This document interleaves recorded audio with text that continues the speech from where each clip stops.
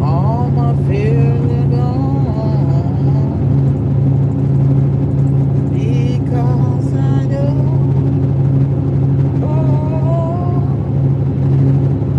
He owns the future,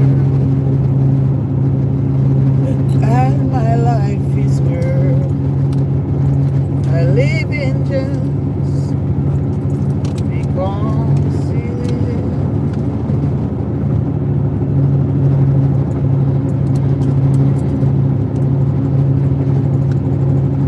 I can face tomorrow because all my fears are gone because I know He owns the future, and my life is worth living just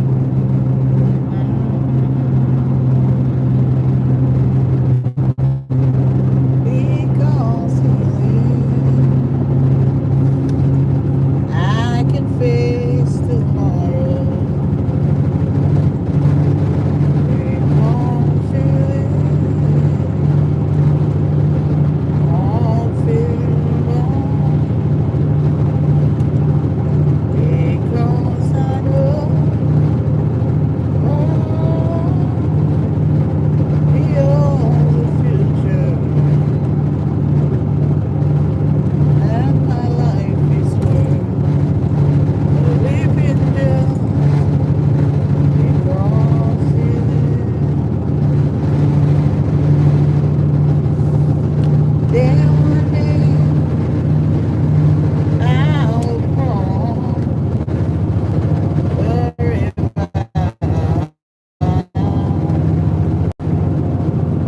I'll drive my fire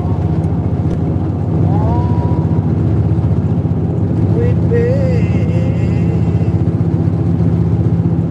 and till day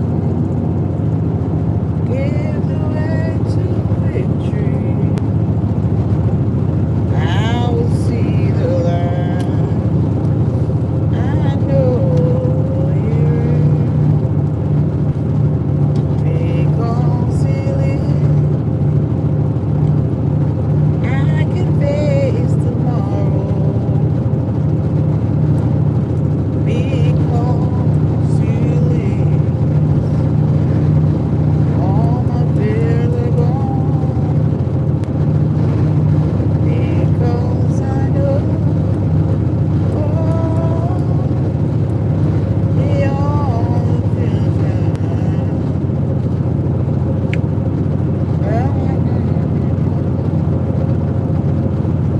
I really does.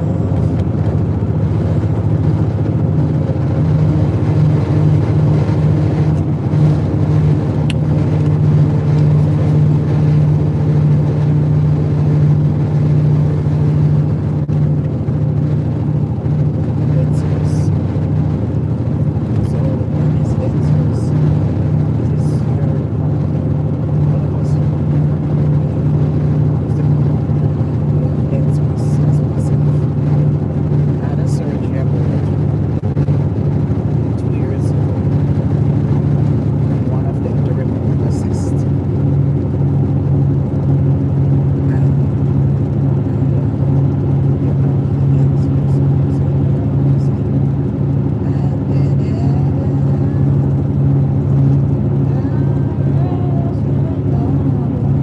Ira, the one you're not gonna bet it. And my life is worth living. Me say me dey a chat to myself. I forget all about life.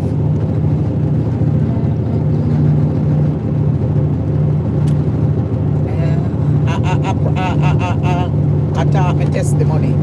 I rehearse my testimony. I mean that he remembers all about life.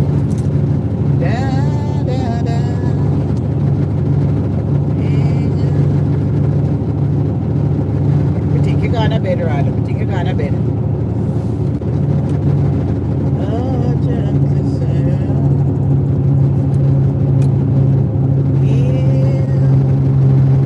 da, da, da, da.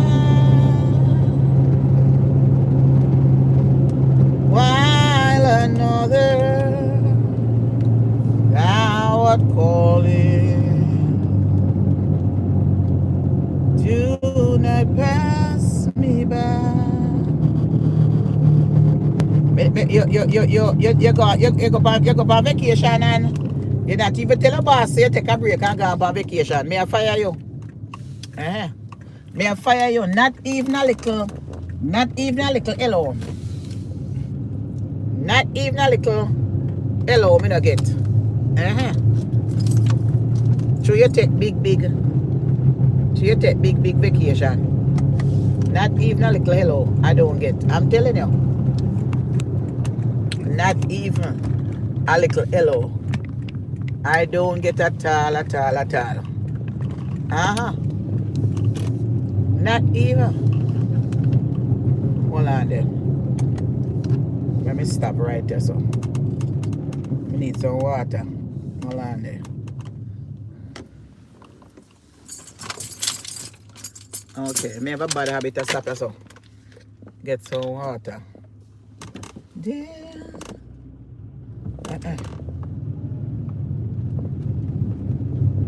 So I'm going to see with suitcase I got your airport. You mean say not yet.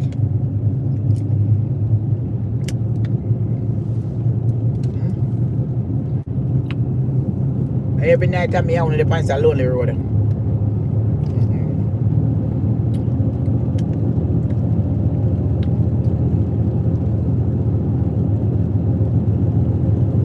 The Bibles are putting tonight I hope me not sick me.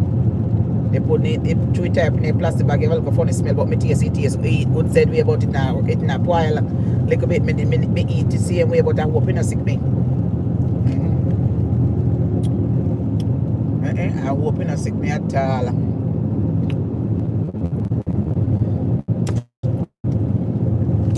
One of my church sisters, she can bake really good.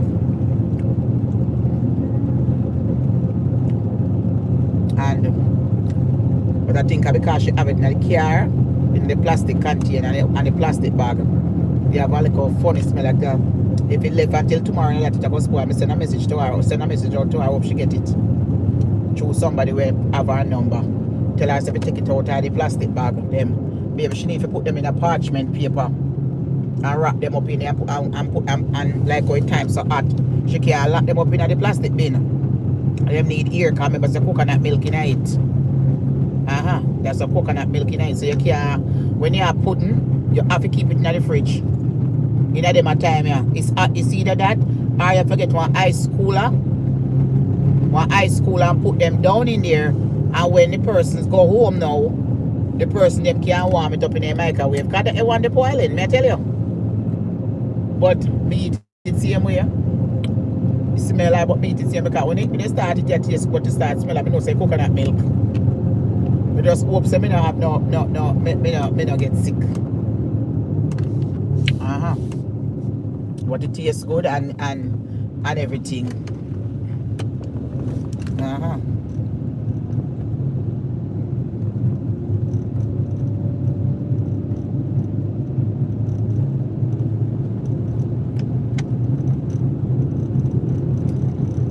Yeah, because me see, I true you talk and me see me believe say I travel because me see me ex-husband do the same thing too. And me call him and me say, but wait, you try to see a hair. And when me click on it, me see a hair for true. And one with one girlfriend, one pretty girl in her hand. So me say that when you have girl that show up on social media, normally you don't have woman on social media show. You understand? So when me take a stock and me click on the link too, me say put one nice muscle man side of me with tattoo with me. So but me know see him, so me call him and I trick him. I say, hey, I see.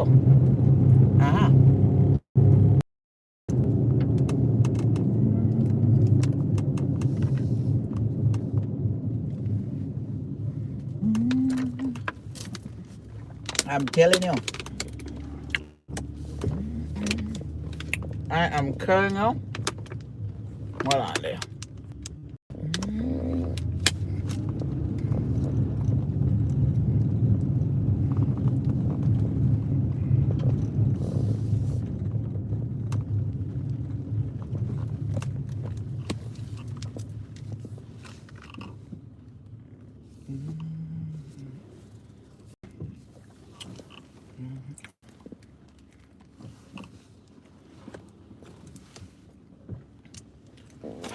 Thank you, Jesus. Me nah stay out here like last night. No, if you don't come attack me. Especially when you come from church. Me nah stay out here with them tonight, you know. Like the one where you go call up my name go make nice last night. I when me I do out here so late. In at 2 o'clock in the morning. No, me not turn out with him tonight at 12 o'clock, you know. As soon time if he come out.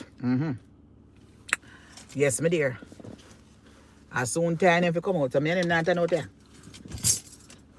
Me and them not turn out there at all. Cause one of them come chat last night. Me there sit down and me hear the voice, the man voice. I don't know when say and I don't cater. All me know say my heart start beat fast. And my head a raise. And I just plead the blood of Jesus upon him. But normally we know say for them time for come out 9 hours a morning. We're not supposed to do sit down in my hours a morning anyway. But Marcy have a bad habit. I've been doing it for years. And when you're out to do, and especially you're coming from church, the devil is going to attack you. They're going to see how strong he is. So me expect that. Coming from a revival and coming from tent, he's going to come and he's going to come and attack you. If not, but no maybe. Especially when you're coming from church. It's a must that he will come and attack you to test your faith. Yes, my child. But I bind him up. Me deal with enough of them in a Woodland Village. The one them in a Woodland Village, tell you the truth. They never trouble me. One night, me go call one of them dirty and think and rotten. And tell him if you go back where you come from. And then coming in when me done do me live. When he done do me live, me I tell you. When I finish with my live show, me tell you, me there dance and I sing the karaoke and I go on. I me did it until 2 or 3 o'clock in the morning in my living room. But look for me, I tell up a story now in a night here. So me in out I do by myself I tell up a story. Me brave, yes, me brave. I power under the blood of Jesus. I Satan get behind thee. Yeah, I may I tell you. And I am in the house jumping and dancing and I do piece of karaoke because every night one of them come in the 2 o'clock in the morning, you know. A dirty mucky smell, you know, and pass me. Every night. Sometimes me hear the push them run, me hear the back door slam. Bam! Because they don't want me. Because true me, they live in the house somewhere, you know. Because I remember see a long time house bill. So them true them don't want me if you play the music, then come in at night time, no things me done. So when that time I hear the door slam, bam, my back door. I say, then I hold this a back door slam, so I shut the door. The door swing back, and me got the back door. Go shut it back. That time the 2 little walkless the 2 little walkless puss was supposed to protect me. Only they watch it live. Coco scream out and fly upstairs left me. The 2 little walkless puss. That's why me I tell me, so don't get no pussy now in the house, get 2 dogs. Because any at all, it was dog. The dog, them would have bark and protect me. The 2 little walkless puss fly out, left me. I won't leap at night. Then Coco a driver left me dry when the house in the coming there anymore. Yes. But look at me, I tell the story them in the night. Me not brave. Yes, me brave. So the night there, me say me thick and tired of you. And me appear renting here. The dead don't have no place for the living at this house. Yeah, it come out here. And me are the owner it now. And me appear. And who tell me if you go see so? When I done live, sure. And I go in my room. But me go inside and I tell him what up his store. God, me God. Me I tell you, when I finish, well look, probably but me I tell up his story and me alone I do no. But me I try to tell it to her before 12 o'clock. And I try to come out. So when me upstairs and get ready for go to bed, about 2:30 in the morning, so here ya. 3 knock. Me say one piece of hat. Here come over me. Me freeze. Me heart start go so. Boop, ba, ba, ba, ba, ba, ba, ba. Me think it's a heart attack. Me say me stuck. Me couldn't move. Me freeze for about 5 minutes. Me can't talk.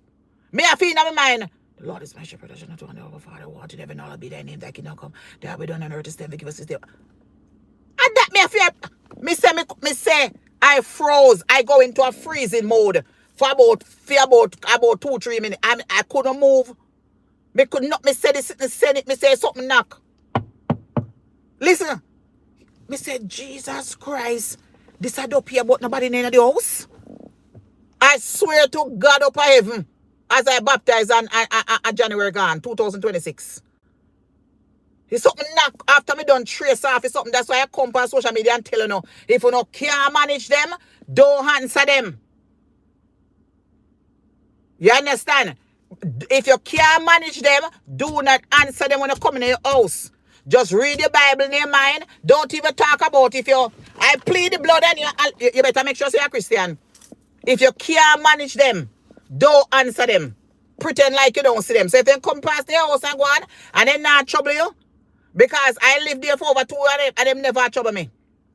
But them present no, me smell them and them pass me and go upstairs call them and then whatever. So cause my empty room was there. So me say me not even remote. Cause normally me put the TV on the Bible channel for 10 hours straight. The warfare prayers. And let me tell you something. I couldn't move. You hear me tell you something knock me 3 times. If you go open door. Like say me an idiot. If you go open door. And me I tell you say. That the night there. I saw me sleep. I didn't go to bed until way in the morning. I sit up in the bed, light turn on, the TV book. When me realize the TV, me find this warfare prayer. Cause me normally go with the one Menendez, Menendez, the Spanish guy there. And me always put it on him and put me I tell you. And me I tell you say, me no bother trouble him again. If you go call him dirty and think. And if you come out, I remember my parent. Cause I was mad. I can't remember saying no. When before I used to go in, I used to come in the half thing. But then after me come and start kick me church and kick me revival, them start come out.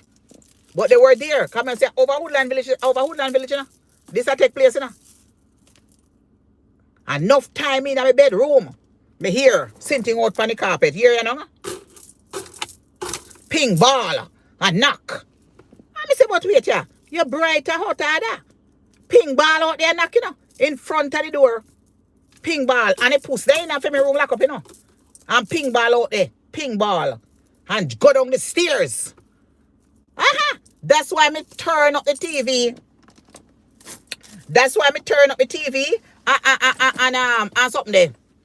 Let me go inside. Me not tell more the story. Me tell the story in the door. Me not thought I don't tell the story. Yes, me dear. And me turn up the TV at night time and sleep. And sleep with the TV.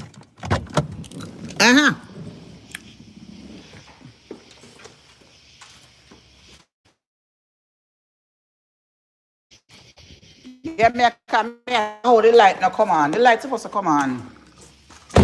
Me have to go to the door wave man. Make a video camera light come on. May I tell you? Operation failed.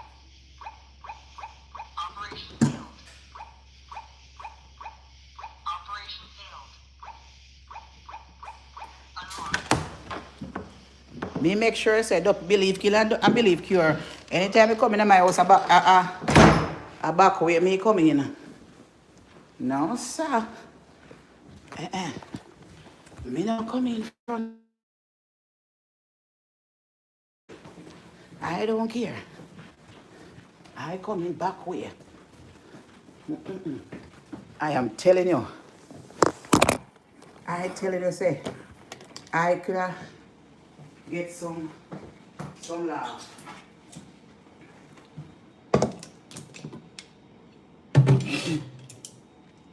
No, it's still good. I'm telling you, I tell you, say, I experienced on sitting. For I know, da-da. Yeah, I tell you. I some don't ask me what I do. I beg you know. Because I not tell you what I do right now. To tell you the truth. Because when I go say the one man say I greedy. But that's how it go. Me also take one. One of them I eat. One.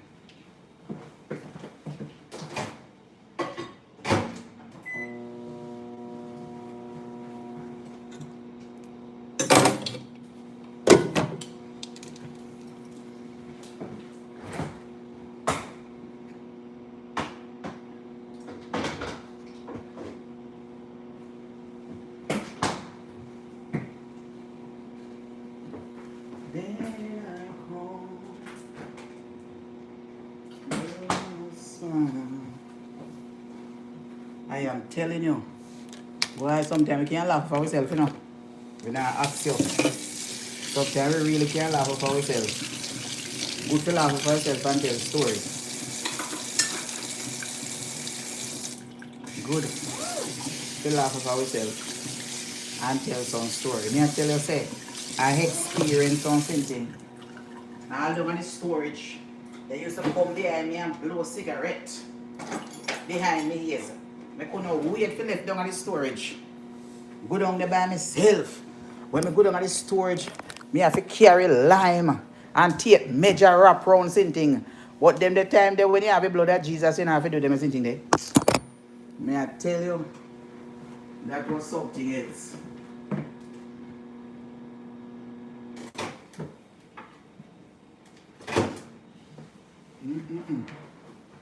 Then I crawl.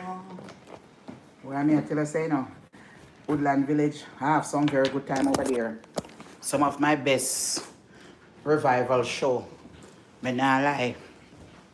But because of that damn roach them situation, if it wasn't for that, I would have continued for a little longer when me got the court and he asked me if me didn't want to stay. But through me they move out everything already. Until whatever, but I had some of my best time over there, me not lie. More than when I was in New York City. I keep some of my best. I may have my big garden. When I have my big garden without a something. And everything.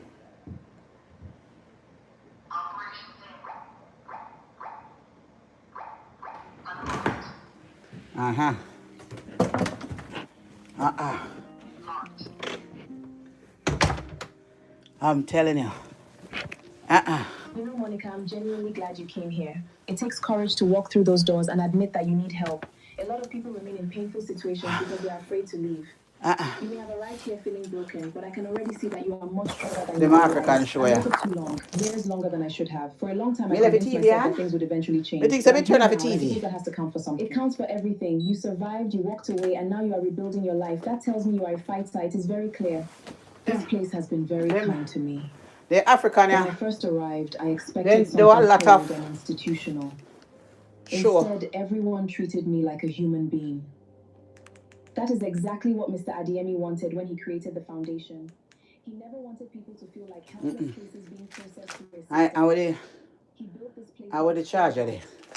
I mean, I tell you, say, I have some story, yeah. But we not tell the story tonight. Forget about the story, I come from Revival tent. But Mr. tell you now, I not turn up the last night. Like what happened. That is unusual for someone in his position. Oh, that's why my head feel so funny. The stocking cap was too tight. Oh, the stocking cap was too tight. That's why my head it feels so. I'm telling you.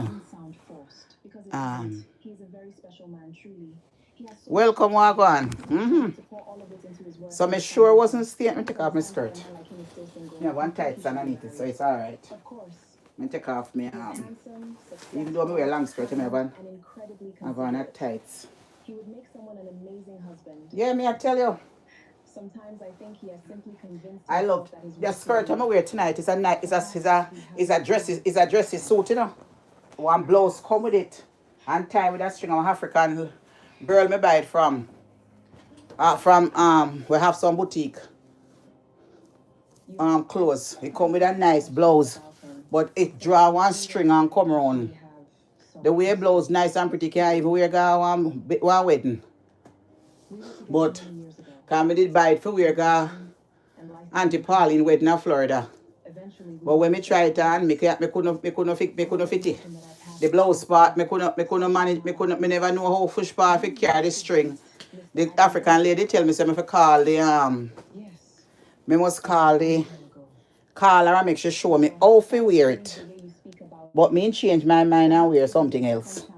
Wear one of my dress them when me buy from Shein. My gold dress. Yes, me dear. Then remember guys, on Friday me I take in the something, so me ask him. That is understandable. Life changes people. But if anyone already understands who he was, me asking 10, 1, 2, 3, 4, 5, 6, 7, 8, 9, 10. 10 people get $100. Can I ask you something, Sam? Where's $100? It may sound strange. In the kingdom of heaven. I don't want you to misunderstand me. Of course. Yeah, man. What is it? We have 10 people. Has brought back feelings I thought I had buried. So I see that in the kingdom of heaven. Sensible, but I have been thinking about speaking with him properly. Not here at the foundation, surrounded by staff and responsibilities. We'll take PayPal cash. As two people who once meant something to each other, I thought perhaps I could visit him once And sow a seed. If we're not blessed. I don't have his private information, and I would rather not go through the official foundation channels. And bless the church. Into something formal. Them say them don't even reach them them quota yet. So pay for your tent meeting.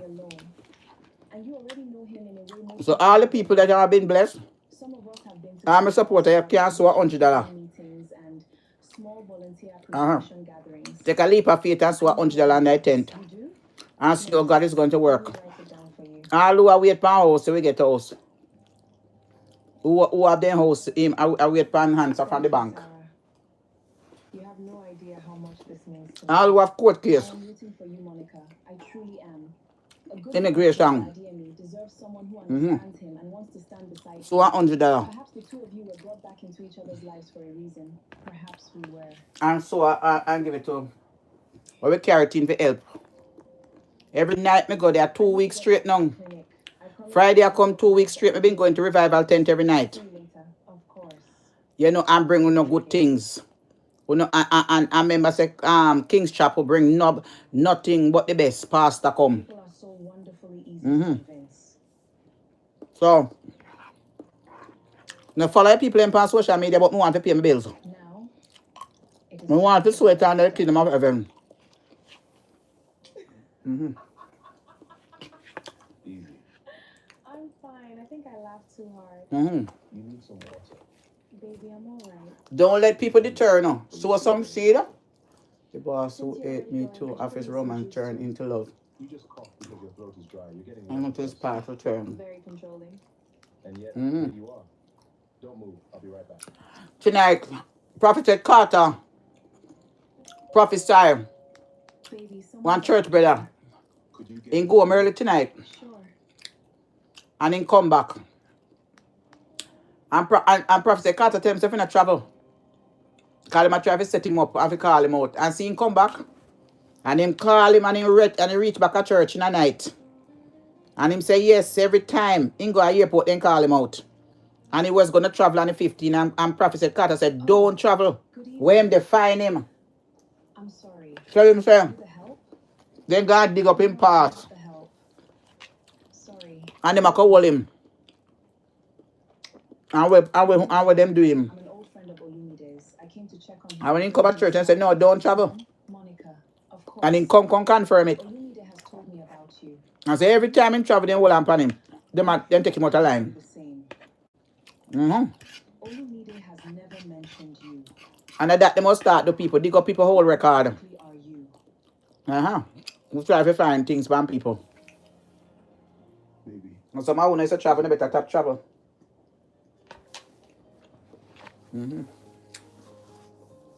Right.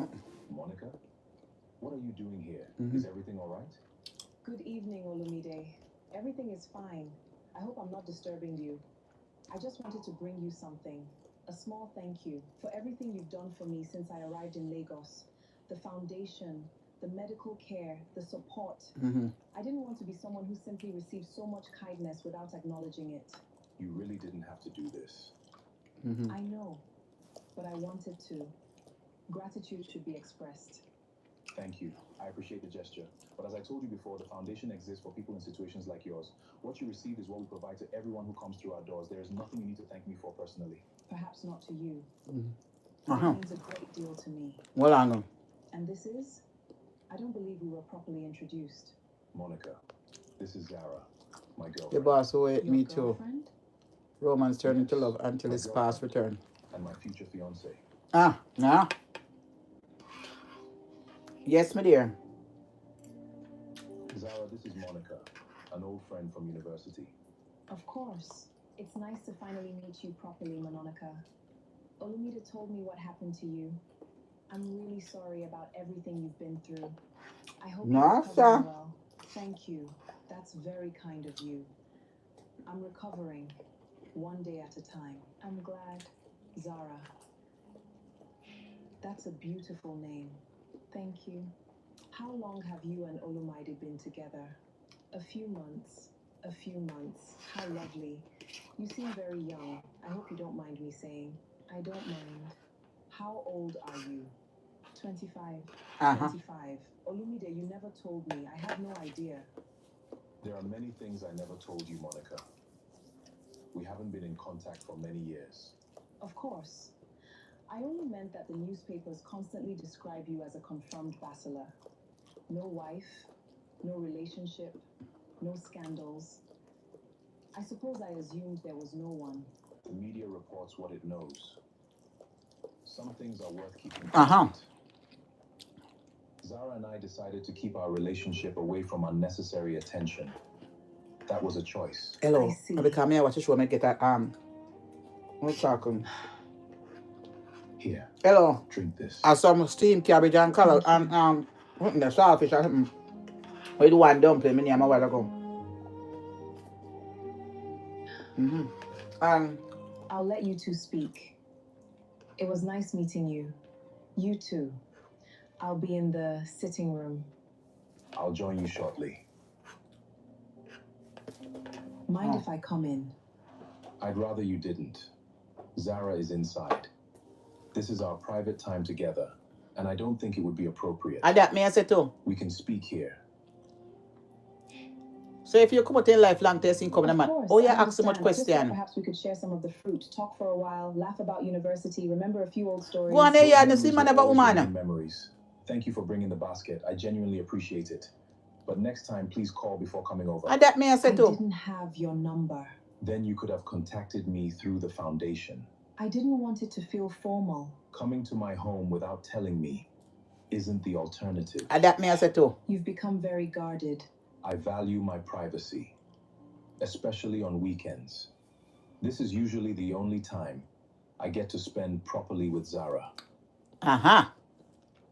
Your girlfriend. Yes, Me forget about that doing cause Is she I really your want water. girlfriend? I introduced and her I as don't my have girlfriend. me have ice I tea in know. the fridge. I'm only surprised. The news always says you're single. I But- thought but perhaps him not she say- was She was what? nothing. I suppose I simply didn't expect someone so young.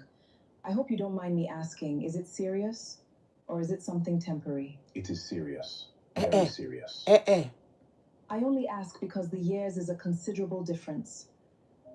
Sometimes men your age become fascinated by youth and mistake that fascination for something deeper. Monica, I don't think age determines the value of a relationship. What matters is character, trust, respect, and peace. Me dear, with the grace of God, me alright. And Zara gives me all of them. Me don't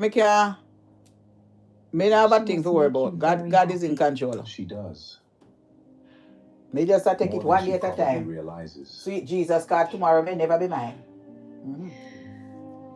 So me can't say me not alright, because a couple weeks ago, When Sarah told me you were still single, me have some reader pain in my back. Sarah gave you my address. And I took one generic test, cancer test, we had history and that I wanted to to see if me have a genes for them.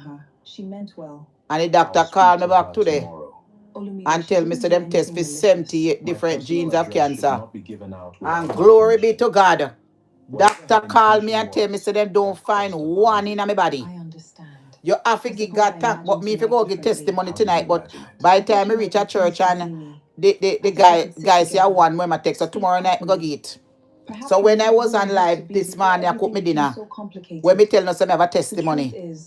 I 1 month to take test for do. Every last 78 genes with them test of cancer. It's not in my body. So that means a CJ now can happen if you worry about. It doesn't mean that I can't catch cancer, but it just means that it's not genetic. Because my father died of prostate cancer. My auntie died of colon cancer from my mother's side. And I think I have a brother who had a bowel cancer, a pancreas cancer. So I was, and through me have the dense breast, and me have a system in it. And the other day them talk about something more suspicious and whatever. So we make sure say, and them do a lot of tests. Next December, me I do the MRI one, where then go through the whole of my body. Big up to America, cause me live in Jamaica, me couldn't afford it. So I went and I took the generic test. And them don't set me not even tell my family them. Cause me not wait for go to church. I forced me to talk from the doctor call me. So when I was on the phone today, and the doctor called me and tell me say, them check for 78 different type of cancer. Not a thing. My blood work come back negative. Who else can it be?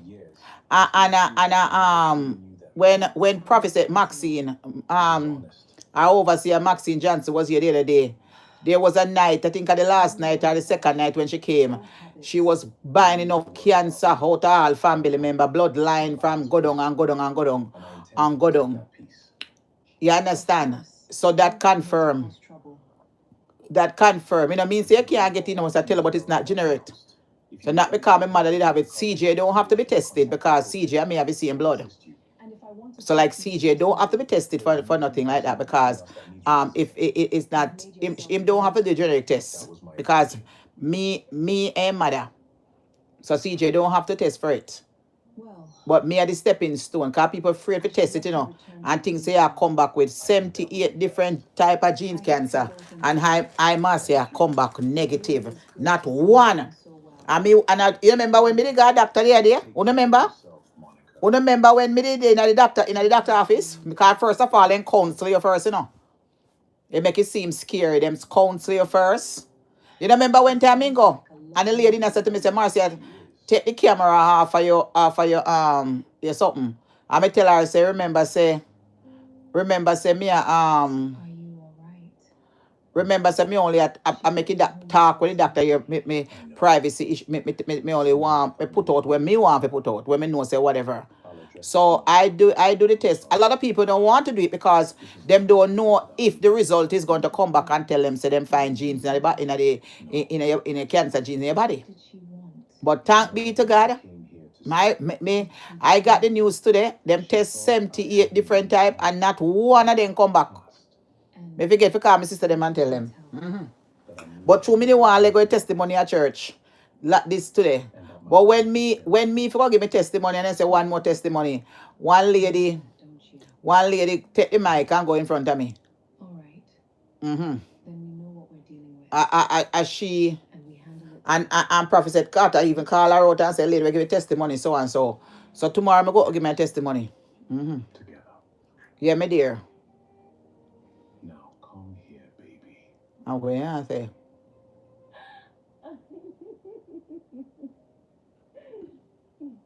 Let's see if it's going to last.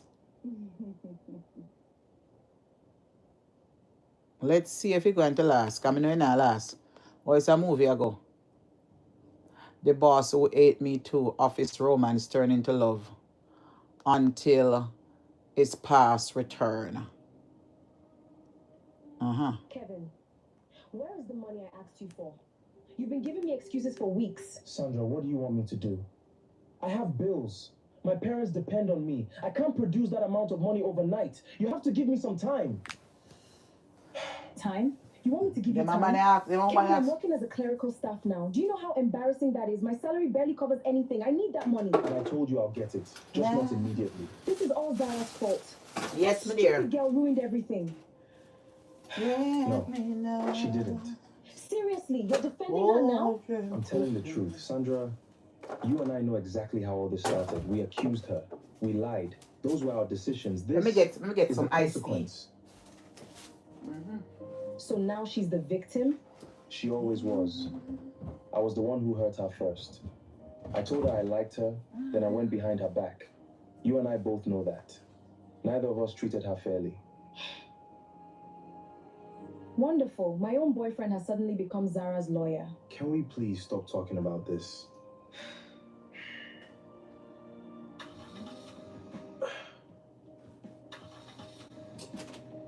I'm telling you.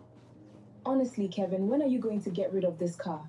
Every week it's one problem after another. Unless So you making want a me to buy steal one a for new you. one, this is the one I have. Are you driving it? You know, eh? Then you're not driving it? What?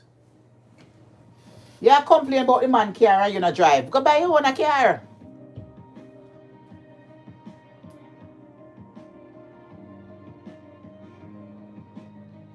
You've got to be kidding me. Look at her. Look at Zara. She gets everything. Here, yeah. First, she gets promoted back. Now she's dating the owner of the company. Why? Why does she always get the good things? Sandra. No. Jealousy start. Tell me.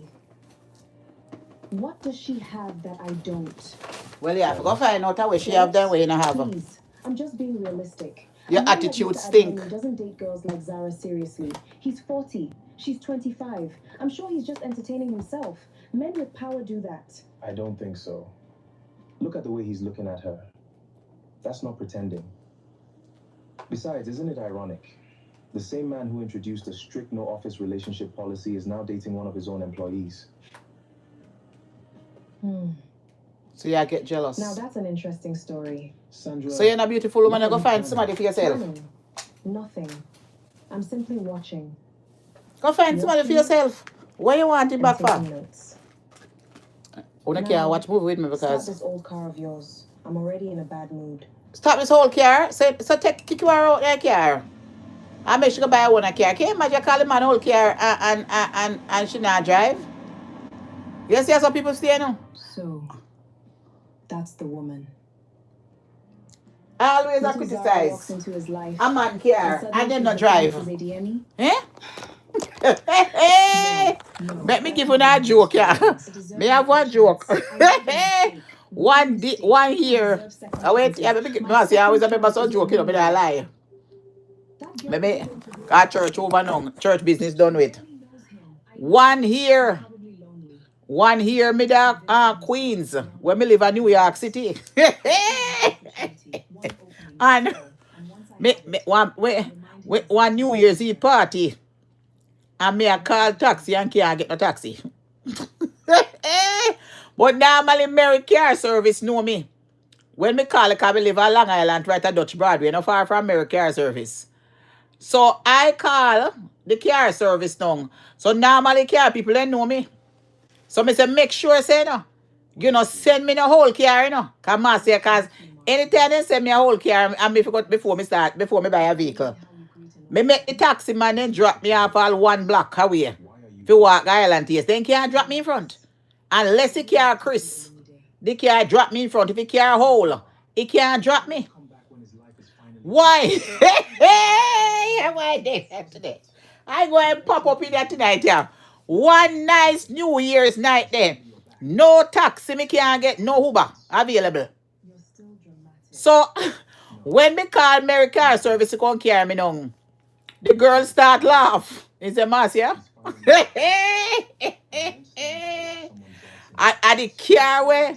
Cause he me send one car the one time when me not like. It's a mass, yeah. I the whole listen mass, yeah. The summer the way I drive the car right now. I tape up window all kind of thing to me. I tell you right now, you know. Show me well one guy the party when the car come. Me say one piece of whole Volvo. Eh? Tape up with the lighting at the front and sitting. Me say, I shame. Me say, listen to look. You see when time me go in the car, see him because me well go on the party, go in the car. And when the car pull up at the place for going for the New Year's Eve party, me make sure say make him man talk way up and say, then so far what me say, please let me have right so. Me say let me have right so. Me nah go down, don't go down the so. Eh? That time people know me too, you know. I know say me say wait, me say no. Me say let me have right here so. Me say then so far you gonna me say no, let me have right so. The man more shame. Eh? Can you imagine? The man more shame. Me say let me have right there. Nah, me not going in front of the club. If you can't no Chris, you can't drop me off in front of the club. So me say all right then. He said it's too far, so me say all right then. Go drive round on the diner. Go on in the car and drive round the diner because me know and then me just drop me in front of the diner across the street. And then me walk come over Island Yes. Good morning. Me ma, I have so be that story. So me I tell her say, but guess what? The man can't carry me the door. He ain't carry me. Anytime then carry me, me make him drop me somewhere else. You've done well for yourself. They can't carry me going nowhere. I have a lot of jokes. But nevertheless, tonight was awesome. You know, this 10th revival is awesome. I like what Do you know what I see when I look around? I see Prophet Carter did tonight. In call up all of the man them. someone who understands this life. That's why I say for my friend, me tell him if he come now. And he tell me because I gotta work tomorrow, nobody come. If one night we didn't call up all the man, night him do come. Can you imagine? The one night when call up every last man. I saw the 10th revival for do. Call them up. And they hardened. Not one of them give their heart to Jesus. No, sir. Then our man hard figure their heart to Christ or some of them. Because of Zara? Huh? Because I've moved on. No. You're convincing yourself you've moved on. Where me say man move on. Eh? So me glad them call them up tonight. Me glad them call them up. Yes, me glad them call them up tonight. For all of them come up and I make them come altar and then surely run. If my friend was there, I don't think me not going to not tell a lie. But if me have to drag him up, then me not carry him up altar. Me I tell you. The one night in the revival, them fi call them up every night, copy a woman I get baptized. 90% of the woman. 90% of church appear woman. Woman full church like a rice grain. I hope they make it in a pearly gate.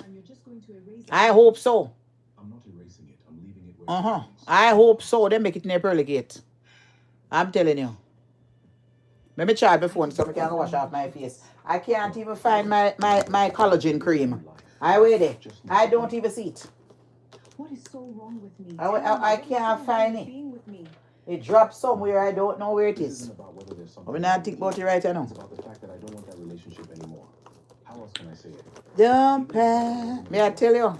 Sometimes you have to just laugh at yourself. You come back to me. Yeah, man, we are sending back fire to a demon them. We're sending back fire And I'm saying it now because I don't want to give to you the false demon. hope.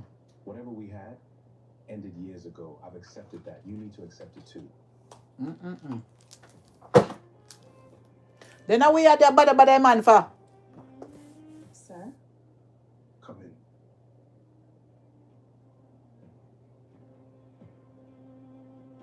Sorry, am I interrupting something? Not at all. Come in. Monica and I were just finishing. I came as you requested. Thank you. Olumide, we're not finished talking. Yes, we are. And I'd appreciate it if you didn't come to my office again, or my home. If you continue to ignore that boundary, I'll have no choice but to ask security to escort you out. Have a good day, Monica. Good day, Olamide.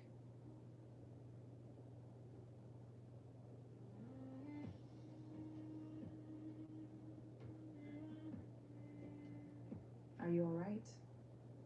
I'm fine. Thank you. Where I say? Let's get back to work. Of course.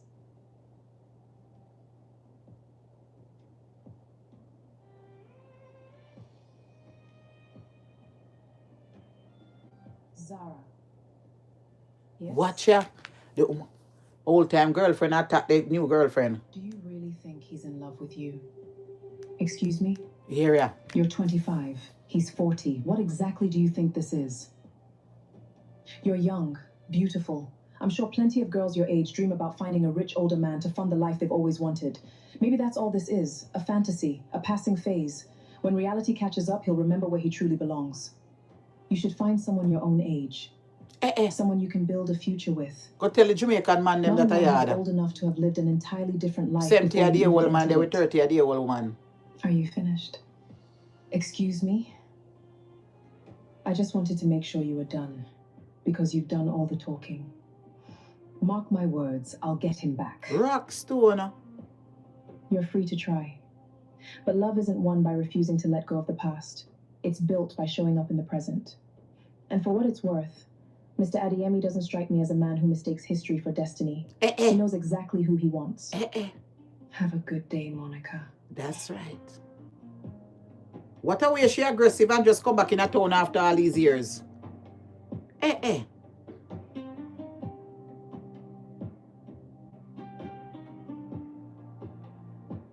I think I can help you with that. Coulda secretariat. And you are. Let's just say I'm someone who's interested in settling an old score. Well, What's you're going to that? lose your job. So you figured that much out already. You looked very interested while we were talking. It's difficult not to notice the woman who suddenly became everyone's favorite, especially when she walks around this company like she belongs at the top. Sounds personal. Let's just say she and I have history, and I'd like to settle it. Why would that benefit me? Because I think we both want the same thing. You want Zara out of Olamide's life. I want Zara out of mine. AO Group is preparing for the biggest corporate transaction this company has handled in years, a merger. The board has been working on it for months. Everything has to be perfect. Bad Confidential man. documents, board resolutions, legal approvals, executive schedules. If anything goes wrong, millions could be lost. Go on. Mr. Adeyemi trusts Zara completely. She's coordinating his executive schedule for the merger week. She's also responsible for making sure confidential files reach the right executives and that every meeting is perfectly organized. One mistake, and everyone will look at her. You're suggesting someone makes that mistake happen. Sometimes people don't lose opportunities because they're incompetent. Sometimes someone gives them a little push. That's risky. Very risky. Big opportunities usually come with big risks. You two are going to Besides, get Mr. yourself in Adeyemi a never serious gave me a problem. second chance. He demoted me without caring what happened to my career afterwards. So forgive me if I don't feel guilty about inconveniencing him for a while. And if this goes wrong, then nothing happens. But if it works, Mr. Adeyemi loses confidence in Zara. Trust takes years to build, sometimes only seconds to destroy. I'm not asking for your answer now. Think about it. If you're interested, call me. If not, we'll both go our separate ways. Do you have your phone? Now you have mine.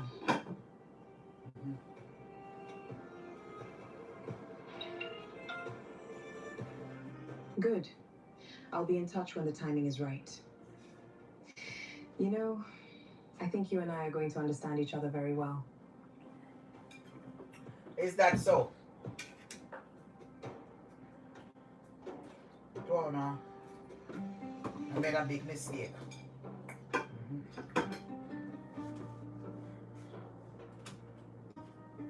Are you serious? She actually went to his office. After everything that happened? She did. She didn't even try to hide why she came. She wanted him to remember who they used to be. Hello, people. Wow. Some people really have confidence. She left him when he was at his lowest. Now that he's built everything for himself, she suddenly remembers their history. Now, some of the people, Tana, they don't remember you. When tell your bill, when you're up. A movie slip off. I walk me find it back. My work is very interesting. I walk me find it back, you know. I walk me find it back. Enough time when me hand slip off it, I don't find it back. For a good while. So let me see. See, I don't even find it back. Let me see. Colombo in massive destruction, 7.4 acre destroy building and roads rescue 16 hours ago. Them have 1 second earthquake again. Colombia have a second earthquake again. I thought that was from like 2 days ago. 1 second earthquake, Colombia in mass destruction, 7.4 earthquake destroy building and roads rescue, while 16 hours ago. The death toll from Colombia's devastating 7.4 magnitude earthquake has climbed sharply. A 2-time earthquake like Colombia.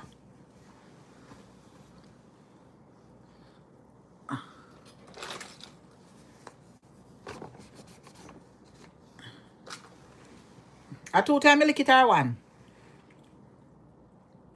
Anytime the TV slip off, you know.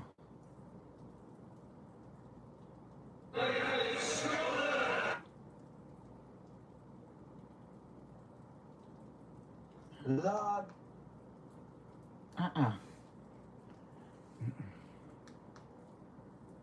I am telling you, 2 dead after military helicopter crash near Fort Hood, Texas, 46 minutes ago. 2 dead after military helicopter. Authentic sweet potato, let me see. I don't know how come away something guy, you know. Her stepmother sold her to a homeless man for revenge, not knowing he was. Funny thing about wicked plans. Sometimes God just sits back, sips his tea. Then my nanny for. Hello, folksy. I am not going to. I'm just watching TV and chilling, you know. That's what I'm doing right now. I'm telling the truth. Me no talking on TV. Me I watch. If you don't want to watch TV with me, no problem. But I'm telling you right now, I am not going to speak because I'm not going to speak. I am not going to speak because may I take some time for myself. I don't have nothing to say. I have been on this platform a week and had now. And I asked for donation from a church, and up until now I don't see none yet. And I come here every night streaming it. And years I've been going to that church going on 2.5 years now. And me go to church every Sunday. I want to get in word of God. I'm going to get in some awesome prayer. Up until now, I don't see $1 for your donation. And if you are going to be a part of my platform as a follower or whoever me is, you must have to celebrate with me. If I said I want to give back to the house of the Lord, I am a giver. I have been giving back to the house of the Lord from a little girl. You know, and if I'm a member of that platform, of that church, and I become a member, me have my certificate. Me have it. Me not rob the church. Me not beg no money to pay no bills and no rent. I'm merely, if I am here, thousands of you watch this platform. Many of you hear about the church because of me. You see, I am a member. Here is my certificate. Right there. The 11th of January, 2026, I baptized. Here is my certificate. A member of King's Chapel Ministry. You understand? It's a very good church. I'm in a plan for Leffy until me left out of Connecticut. I have been going there since I was living in the hotel. And that church has played a good role for me. And I have many people in that church that admire me and likes me. I don't know about love, but me know a lot of people in that church like me and greet me very well. And Bishop is very nice. What I'm trying to say to you now, as someone who I'm the only blogger or the only influencer who come out on social media from the Jamaican diaspora that comes out here and give you know this type of content on a daily and a weekly basis, where everybody is trying to make money and try to be negative. I am the only person as a Facebook influencer will look like me and sound like me in the Jamaican community. Look across the social media platform. We take on to church. And who has been keeping church for 20 years on this platform. And who had a ministry called Soul Saver Ministry. Go and look it up on social media and go view the platform. Marcia can be Soul Savior Ministry. You can't find nobody like me except them a real Christian. The only people them you're going to find on social media is the people them who are real pastor and real, or some of them fake, and real deacon and evangelist. You're not finding no other faces on social media who give you everything. Me want to know if you support my mission. And last year I was able to donate without asking nobody for nothing. If my client never passed away 3 weeks ago, I wouldn't come out here and ask nobody for help. If you put money in the envelope. Because when it come to giving, Marcy, you're not afraid to give. Me not afraid to give. If I was working, I would have probably donated 5,000. Me not ask you. Because that is what I had told the Lord that I wanted to care about this year. And I am saying to you guys, from my coming here, don't donate not even $1. Every night when I come up here. Every night when I come off my platform, pay 4,000, 5,000, 6,000, 3,000, 4,000. I wanna watching. People are listening. People are listening because I see people come. I see people will watch my platform on social media and them walk with them chair. Because I come on social media and tell people to walk with them chair. And they did come. Me not ask you. Me see people come. And the church never announced and tell people to walk with them chair. I came out and I told them. I said, come with the chair because it's 10 full. And I see people. Me ask the people from the platform where come on social media can cuss me. Me see them come there tonight. Right behind me. Me make sure I put my camera upon them behind me too. When me know say who come on social media can call on one platform. Me see her. And she was right behind me. Coming right up. I take picture. I take a video the tent. And I see the people them come out in the chair. And if I never tell them to walk with them chair, they want to walk. Because I told them to do that. I know them listen to me. All I'm saying to I'm a giver. And I don't like to know that I'm here, as someone who come out here and keep in a company. Nobody else on the social media 2, 3 o'clock in the morning. I entertain you know. None of them now take in them personal space. In them bedroom. And a show on a TV and all kind of something. I have been doing that for how many years now? Since I've been on social media. I'm the first one who started it. Some of them now carrying this personal space because them not have nowhere to live. But then will come up here and criticize me. I was the first one, and I continue to do it, and people start follow. Carrying in my personal space, in my bedroom, in my bed. I'm the first one in Jamaica, and me I tell you straight up. I am doing it since I've been on social media. When me give you a night time, amount of block when me get from Facebook and YouTube, from Facebook, for stream things. Uno have to do better than that. I am bringing the word of God to Uno. A lot of Uno I watch it out there. Me must can come on my platform for the person that I am, and I wanna know say me a woman love my church. Uno can't donate. Me supposed to collect $1,000-$2,000 upon this platform in a year time. Me supposed to walk in my church and say, here is a $2,000 from my platform. Cause the amount of people there per year. Uno cannot add no heart and me want the money. Uno cannot add no heart. Uno cannot come on my platform and watch something, and uno can't give back something to the tent. If uno believe in a God. The tent is there to save souls. And I'm just pissed off when I said I come out here every day and I'm giving you the word of God. I'm pressing it. And when somebody asks me for something, when I can't even donate, like say me want the money, and I me want it. Me am not thief. I love to give back. Me tell her say if the job was permanent, I would have walked in at that church with a check of $5,000. I'm telling you straight up. Because when me walk in a nursing field private, me make money. My plan was to go in a one partner. That was my plan. Was to go in a one partner. And normally when me in a partner, me always take the last one in August. And I was gonna give the church the money. But it never worked out that much because me never get nothing until late down in a April or something. From when me left from upper Massachusetts for the last one. But that was my plan, to drop a partner and carry the whole partner to the church. God see and know no lie me I tell.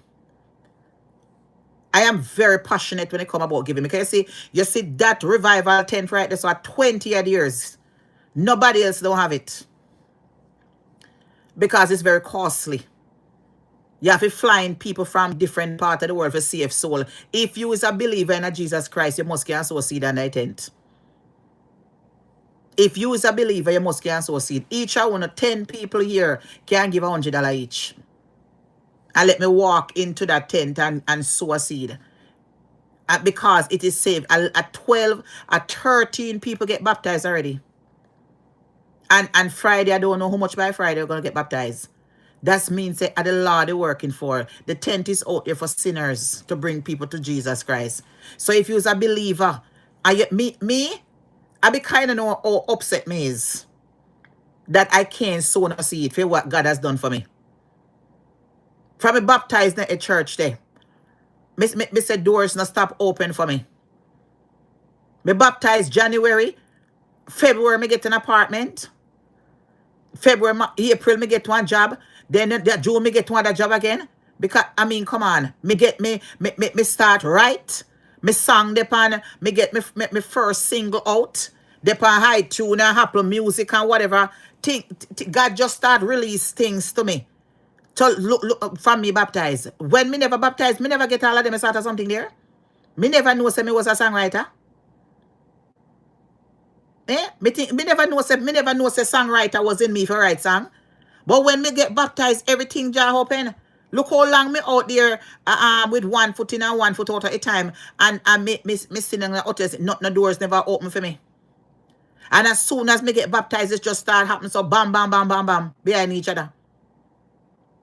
That's one of the reasons why. Me can't tell us the blood work. Me got a doctor. I did 2 biopsy the other day. Mammogram. When me take the biopsy, when me take my first biopsy, then claim say something suspicious. Then them run again and them say me come back and do other tests. Me do other tests, everything came out negative. Then me go do one generic test about 3-4 weeks ago. This today doctor called me while I was on live. When I came back and have a good news. Them check for 78 different genes of cancer. Them said not one them find the mass of body. So me have to give thanks and praise. Me have to give thanks and praise. That's why me have to try. That's why me come out here and push on, for sow seed. Because I'm here and I'm like setting up and the camera, holding, doing all kind of stuff. I want to do it. But me I say, if you not me support, you not support me, man. You not support. If you don't know some love church and you did it, you not enjoy it and get it. You not getting something to not because you're down the house, you can't get healing same place in the house. It's faith. You don't have to be on the tent. You can't get healing same place. God has done so much miracle for me to ask you. It's many to be told. They may seem small, but they're mighty big. We don't make people out there tell us your money me want to pay rent and money me want to pay that. These people are Satan people. I saw them behave every year, but then couldn't do last year. Can me walk up and back up my money and me say this is what it is. So then couldn't have nothing. And when even last year, them I say them say even last year, them I try to deny it and say me never give that. So the next money when me go up with before the 10th done, me make sure me carry cash. And me say, Pastor, see the money I write there so. Cause I just go up there and give it.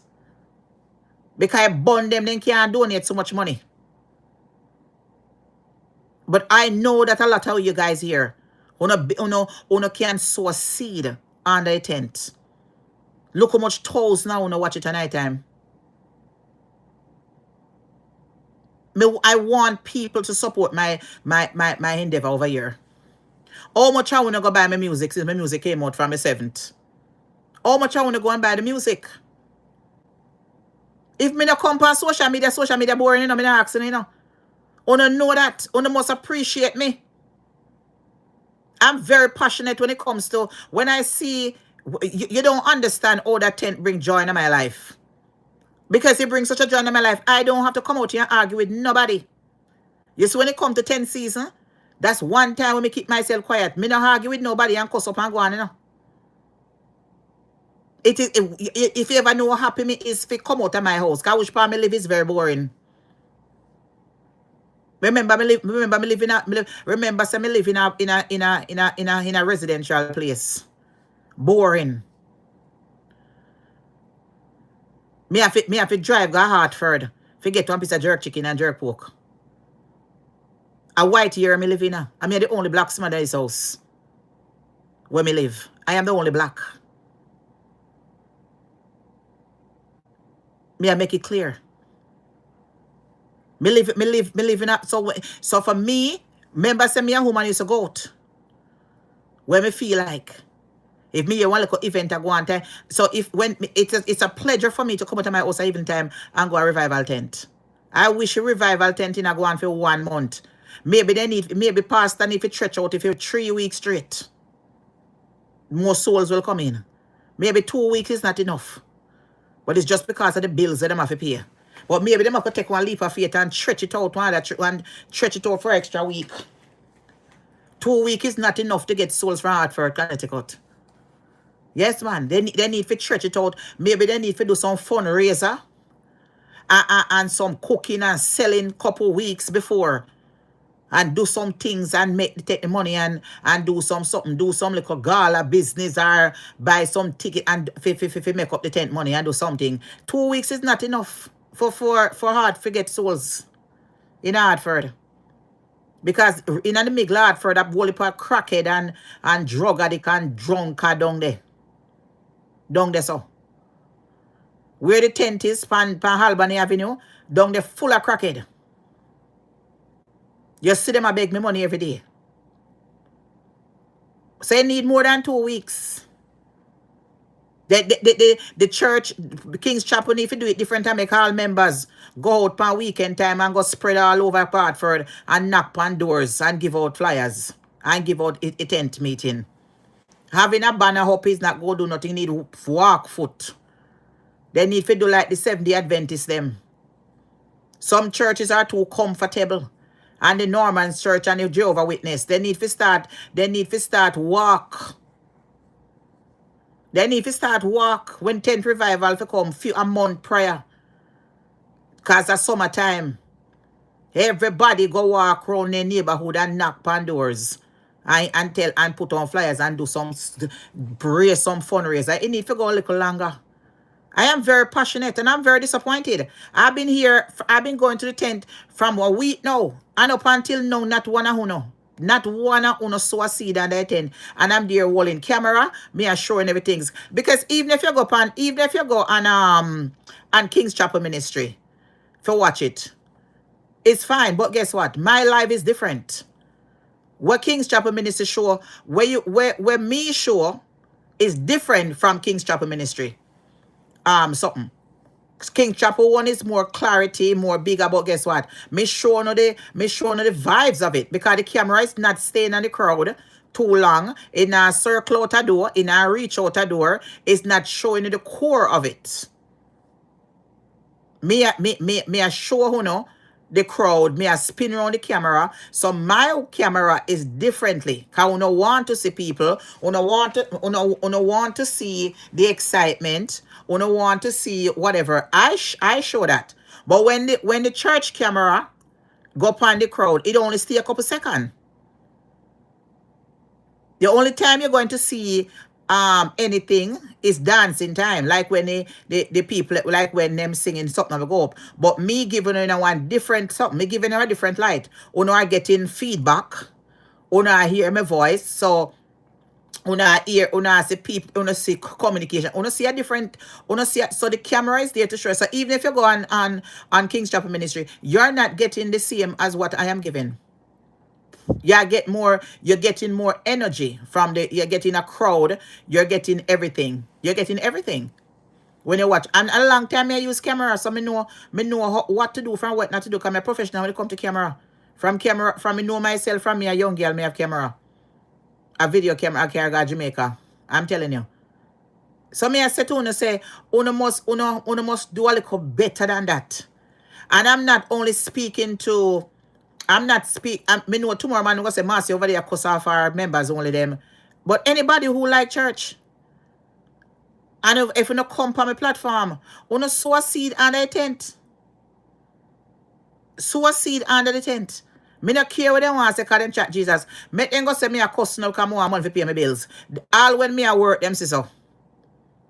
Because me not ask them to pay my bill, because my bill them pay.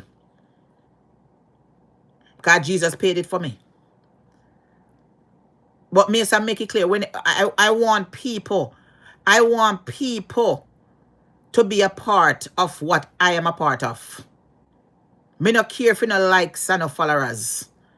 Me want real people where God has been very good to you. Some want to go through some situations. Some want to lose a house to foreclosure and certain things. You don't want a house, the house approve. You don't got doctor, you don't cancer gone in a remission. Sow a seed. If you not followers from my page, sow a seed, man. Me carry no coming at my house at night time, 2, 3 o'clock, me dey on phone, you know. Because I want to. I want to hear and watch it. Me keep on company till no come off on a night shift. Me I play a good song for at night time. All kind of thing me I give you. Una must come on. It is fear. I like people who love the same thing what me I love. I am very passionate when it comes to giving back to the house of the Lord. I want to hear for yourself for the bishop said tonight. I want to hear them look at them coat and them don't even reach it yet. Them have to, these pastors want to love, you know. Them have to give them a little, them have to give them money to, you know. I don't think them just buy a plane ticket and carry them up. These pastors are working, you know. You believe say a pastor could left them church from wherever them come from and come America come preach and don't get a dollar in their hand. Remember these pastors where Bishop Carey come, you know. Them working, you know. You have to give them up. I'm sure them have to, them charge them money. These pastors, that's how they make their own money too. People hire them to go to different churches and preach. Them have to put a money in them hand. Them have to stay in a hotel for 3 days. Them have to buy them food to and responsible for them and give them money to buy them food. When I hired the angel to come and perform for me for my 50th birthday, I bought the angel plane ticket. I bought the hotel. She tell me what hotel she want. And I gave her me order food for her from Genesis the Jennifer restaurant, from the Door restaurant. And plus me give her money that she asked me for. So what wanna think? And at Jamaica she fly up from. when I hire her to come to my 58th birthday party to perform for me. So every people is working. So these pastors now come for free. You think them a pastor where Bishop take for care come guy tent. You think say a free pastor, you think say a some novice. These pastors are popular pastors, them where travel all over the world are preaching. Them are no pastor, them are no pastor where can't preach. Them here people who can't preach. These are popular people. So me not ask you. They go all over the country and the world too. Go travel overseas. Them not free. Them don't free. How much more hotel now in August? Hotel, me can't tell about hotel. Can me know about hotel. In August time hotel there. Me tell you, in a hotel price don't drop until September, October. And it go back up for November, for Thanksgiving. Me not ask you. And Christmas. After Christmas, it gone back down. In a January. It gone back down to a little bit or nothing. But from August, September, October, and November at Thanksgiving, it gone up. Christmas make it worse. It don't drop back down until January. February go back up for Valentine's Day and all kind of something. And spring break in a March. April, Easter again, it gone back up. Me not ask you. Me can't tell you. Me executive in a Marriott. That the status me have in a Marriott hotel. Me a Marcia Campbell executive me have in a Marriott hotel. So me can't tell you. I spent 2023 to 26 in there. Me not ask you. Me know where I come from. When I left Woodland Village, I checked myself right into the Resident Inn by Marriott. Me spend thousands of dollars. Me not even know say me have so much money for paying. And because of the amount of money that I spent and the amount of days that I live there, I become an executive. Me not ask you. So anywhere me go in the world, me have lifetime status. Them can't demote me. The way my status is high. Them still send me all kind of things. All the other day, them send me discount for Beyonce a concert in England. And that one concert, me don't want to go. Enough packages me get on a daily basis where they offer to me for little or nothing. All Disney, $199 for 3 days. For go to Disney World. And stay in one of the resort. Me not ask you, me get them. You understand? So nobody can tell me nothing. I know the time when it go up high and when it low. I've been in there from 2023 until 26 February. So nobody can tell me nothing. I that a life that me live. Yes, me dear. I live like God make me live like a movie star. My God is good. By God, make me live like a movie star. I never know what the city could happen to me. God take me out of a roach place and put me in a paradise. And when you serve a living God, that's what God will do for you. And I never had to sell my body to afford them the expensive rent. And God kept me. and when I came out of the hotel, he moved me in one nice, pretty big house again. Way past out of the hustle and bustle. Who else but God? I mean, if you give back to him, for what God do for me. Eh? And him never, and when me decides if I come out of there, him put me into an environment that is out of reach of the hustle and bustle. I don't hear one noise. Not even a pin I don't hear drop. The only friend that me have out of road, out there, I must see a rabbit. And some ticks and some hands out the door. I don't hear nothing. You're going a town, not even 5 seconds. Police like crazy a fly down Albany Street and Woodland Street. Ambulance. You never go Hartford yet. When you go up on Albany Avenue, police string out in a corner. 5, 6 police car. String out. From me move up in a Vernon, yeah, I don't see one police. Not even one police over the side. You have to go in a town to see police car. Me there how much months I me never see one police car until one time me I go down one Chinese restaurant. I didn't even know a white color what they look like. A different color car they have up next at town here. There in Hartford. Different color. Not the same police car. Different color they have in our town here. It look like every town have a different police vehicle. Different color. Me not asking me I tell you no. I don't hear one noise. Not even a bird. I don't hear a chip. I may live in a woodland. I don't hear a bird. Me see them out there fly. But Miss I tell you, God is good. So me have to give God thanks and praise. I be kind of know it born me. I because you don't know, I be kind of know it born me. Me can't get to give back this year. As much as I would want to give back.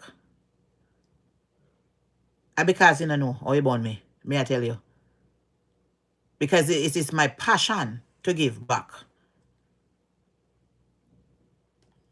Yes, it's my passion to give back to the house of the Lord. I love to give back, especially when the road of save souls.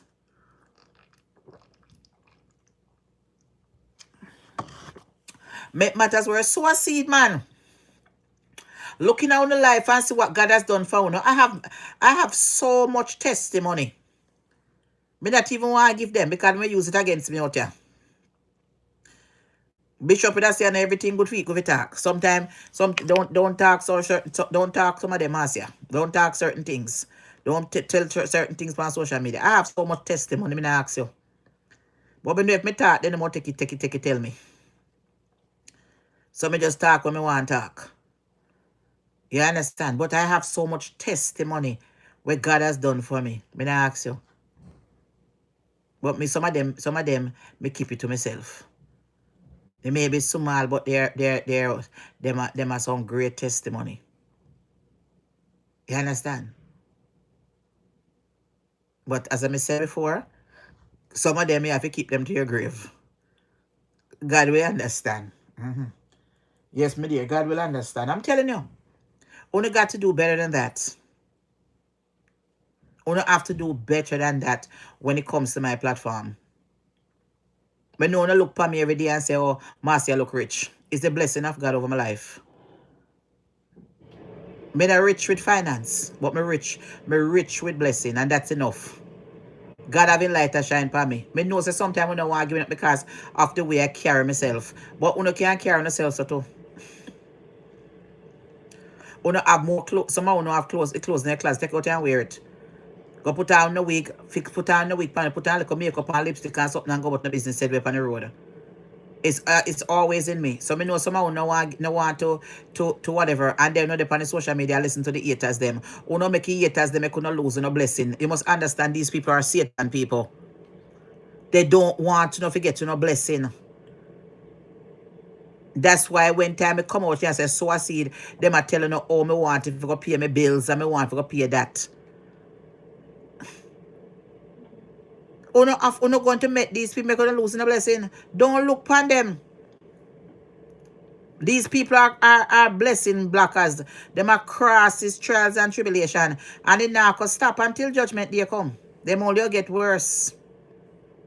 But my 10, them all start drop like a fly.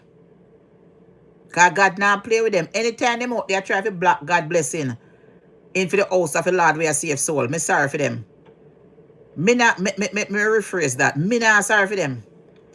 Any one of them we out there, we are fight against me. When me are telling of a sow seed in the house of the Lord, me want God fix them business this area. Me want destruction to come down upon them. And me not take it back. Because a wicked when you come out here, you try to encourage people to sow in the house of the Lord. We are win souls. And then Satan people are black. Satan people go away. Fire for them. And they're going to feel it. And if them don't feel it, then Pitney going to feel it. Because anybody come out here fight against the word of God and sit tent out the way a safe soul for God. And you come up a tent every night and a watch and a glory, hallelujah, you can't say something. Then no. And then somebody go fight and I tell and that's fight. No man, fire for them. So that's all I'm trying to say to you guys. Do better than that. I remember I told you guys I have some dresses that I'm selling. They're very thin. I wear them to church too. And I said I have 17. I want to sell them and donate the money to the church. Every last drop. Even when my music is sold, and any amount of money that I collect from my music, when I put it out on social media, my first check that I will ever get from my music, I'm bringing it to the church. I will not take $1 out of it. You see, anytime I go into a new business, and the first money that I make from that business, me always carry my church to donate it. It has been a tradition. When I opened my sheet business 6 years ago, I go in a 7 years, the first set of money that I made, I donated to a church. When me go to Jamaica and open my store, this first set of money, I donated to the church. But it was not a good church. My money can't give me. So you see the first set of money that I get from anybody that buy my music and me get earning money, I could have $1. Me I carry going to a church go sow it. I saw me do. Every new business that I open, I sow the first seed. It will go right in a church. And that's how me do my business. Or if you do better than that. If you not do better than that, it don't make sense me come out here and influence no more. It don't make sense me carry in my bedroom. It don't make sense me come waste my time and sit down out a door. 12, 6, 3, 4 hours in a platform. And because I don't want someone if you losing a soul, I want to give no hope. There's a lot of people out there with depressions. All kind of the panting and whatever. Because when me don't come out of social media, people call me. Me look. And me no see nothing going out here when me no come on. Me no out when me no come on at night time, YouTube boring. Because me test it enough time when me no come out and me look and me say but nothing go on. And me then come out here and see all night time when me out here all them 2 o'clock a morning and 3 o'clock, the amount of people log on said we. 100 and how much people log on. Me I say but wait. When me come off, me I say them people not go to bed. Refund if it doesn't work. Traditional dentures So no out here. And alter your facial contours over time. No out here no. These dentures completely avoid these problems. They fit in 1 second and are suitable for everyone. If me not come out here and out here much night and I share my personal space. No, how much of them are given a TV? How much of them? How much of them are taking them private space? Them not do it because them place that turn good. Some of them don't even have TV. Then TV must be so small, it can't even hold on the wall good. Then don't even have Wi-Fi fit that good. Me can't find about the movie where me I watch. This morning about synthetic hair used in popular protective styles like braids and extensions. For many black women, Let me hear what them say about this. hair extensions isn't just about Report styling, finds synthetic hair produced can and growing contain. hair. But a new study from Consumer Reports is raising serious concerns. They found 10 products contained ingredients that can cause cancer, and most of these also contain lead. NBC News Synthetic hair cause cancer and lead. This is a pretty alarming report. Walk us through Braiding hair. found and why it's Report synthetic hair product can contain. So alarming really is the right word. As you mentioned, they looked. Them in no long time because they want to kill off black people. And the findings were that 100% of these products contained carcinogens. Of course, Carcinogen. 9 out of 10 contained lead. And all of them, 100% contain VOCs, or volatile organic compounds. All of those, of course, known to potentially cause and have harmful health effects. If we put that in context, just look at the state of California. That means 9 out of 10 of these products exceed California's maximum recommendations for allowed lead by 600%. What? Synthetic hair is not regulated by the FDA, the Food and Drug Administration, and that is what this report now has many calling for. We reached out to the Environmental Working Group. They're a health Most of these research and products can advocacy blow below the organization. They FDA said in part standard that while most of these for products lead are below the contamination FDA standard for lead in cosmetic contamination, when possible. when Exposed to of lead course, should be exposure to lead avoid. should be avoided. They went on to say that there really is no safe level of exposure to these chemicals, to these compounds. And this matters because, as you said, braids are often considered a protective hairstyle. We say protective because they can be worn for weeks at a time. They're often used to prevent breakage, to avoid heat styling and excessive manipulation. And so this really has many in the community asking, if these are protective, then why are these harmful chemicals in so many products, guys? It really is. There's also concern about hair dye potentially being cancer causing. NBC News just did a big investigation on that. It's very wild when you think about it that none of it's regulated by anybody, not the FDA. What are women who use these products telling you? Yeah, it's not just hair dye, right? We've talked about Now, look, hair number dye one. for as well. Many of these products predominantly used by women of color, Black women. One of them is Crystal Thomas. She said that she decided to get braids for the first time in a decade, and then her symptoms started. As I kept smelling this, my throat tightened up. It felt very dry, and I noticed my hair was itchy. It was just difficult to breathe overall. After a week of continuous washing, I said, seeing that the smell didn't go away, I said, you know what? I'm getting ready. Hello. How are you guys? Hello. Personally, want to believe that the products we purchase are safe. That's not always the case.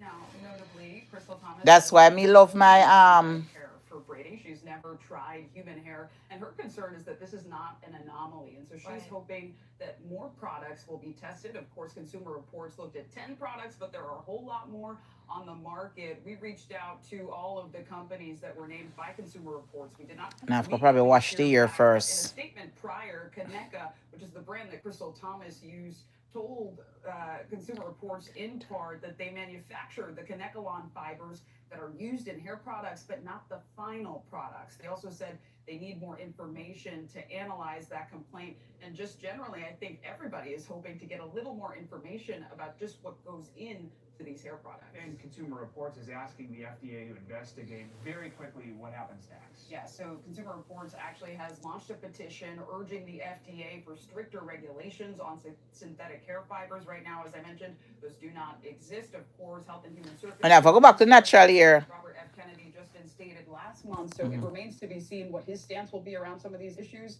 but a lot are pushing and hoping for change. Them no cater if we have cancer or not. They're not we black people here. Breaking news and top stories on the NBC News app or follow us on social media. When I have to creates distance. Distance between you and when I have to something there. between you and the people and places and things that you love. When I have to go back to the natural here. Of Regional Cancer Care Association. Anytime me I put in an ear braid in here and a human ear, me not put no synthetic hair in there. To those people and places and I'm just saying. To keep you leading the life that you love, offering the latest. You know, when it comes to Facebook and YouTube, Marcy are the only one left out here at night time. That makes sense. You know if you do better than that. Let's be honest, sweet girl. Kingsley's money is the only reason a girl like you got invited to this family. I'm here. Billionaire tested to be a nanny. If that troubles you, take it up with her. To test his bride until what identity was revealed. Don't make you find back a movie where I watch. See people as they really are, not who they perform for me. She escaped Auntie Efe, her wicked stepmother for free? and Because her I don't friend. need people to clap for kindness. Now, sound out the word again. Let me see how she do. Billionaire pretend to be a nanny to test his bride until his identity I was need to know if it's true before I marry her. Then stop asking her. Go and watch her, boy. Oh, please. No, I'm serious. One must do better. Because I love Marcia voice out here. One of you do better, man. I'm making it clear. If I don't get any donation, I'm not coming out here too often. Give yourself useful, Kingsley. Until you start to appreciate me a little better. And appreciate church. and give back something and be supportive. Are you going to run Una away have like to the be more last man did? supportive in my Not unless you endeavor chase me off yourself. and stuff. Everybody who have them people out here, them support. Una have to be more supportive. My husband chose his mother over me. Then what you expect? You look lost. I can walk you to the sitting room if you want. That would be kind. Una Thank have to you. be a little I bit have more your name. supportive in a whatever Bode. kind muscle. I just started this week. Well, welcome, I want Bode. to find It's nice back. when I someone want actually looks me to giving you. her too much personal stuff and keeping her company at night time in my personal business. Una fi do better than that. Her family Mac, the groom, then they discover he owns the entire city. Una fi do better than that. And this is a general statement across the board. Who come over here come watch. I mean talk about the plank of them because we don't want nothing from the plank of them. I talk about my supporters, them who say them like to watch my platform and people who benefit from my platform. People who out there who are get them company keep till not come off for somebody haunted job there. Wanna have. Some of the people where they have home care work who can't sleep at night time. And me they are given a church. The billionaire fired his housemate without knowing she. I keep in a company. Some of you in the haunted nursing home. Where they on 11 to 7 shift each up in one corner. You hear up here walk with walking tick and cane. And me I keep in a company. A rich lady invite her poor maid to a charity gala as a joke. And una fi support. When she said yes, his mother tried to stop her own wedding. Don't make her find back, is it? Let me see if it don't look further. Very interested. More see it how turn out. He demanded a DNA test from his faithful wife. Not for sale. The village girl who said no, but God sent her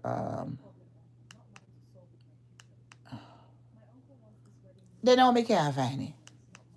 The movie when I was watching it. The water girl. The waitress they mock was the investor they were waiting.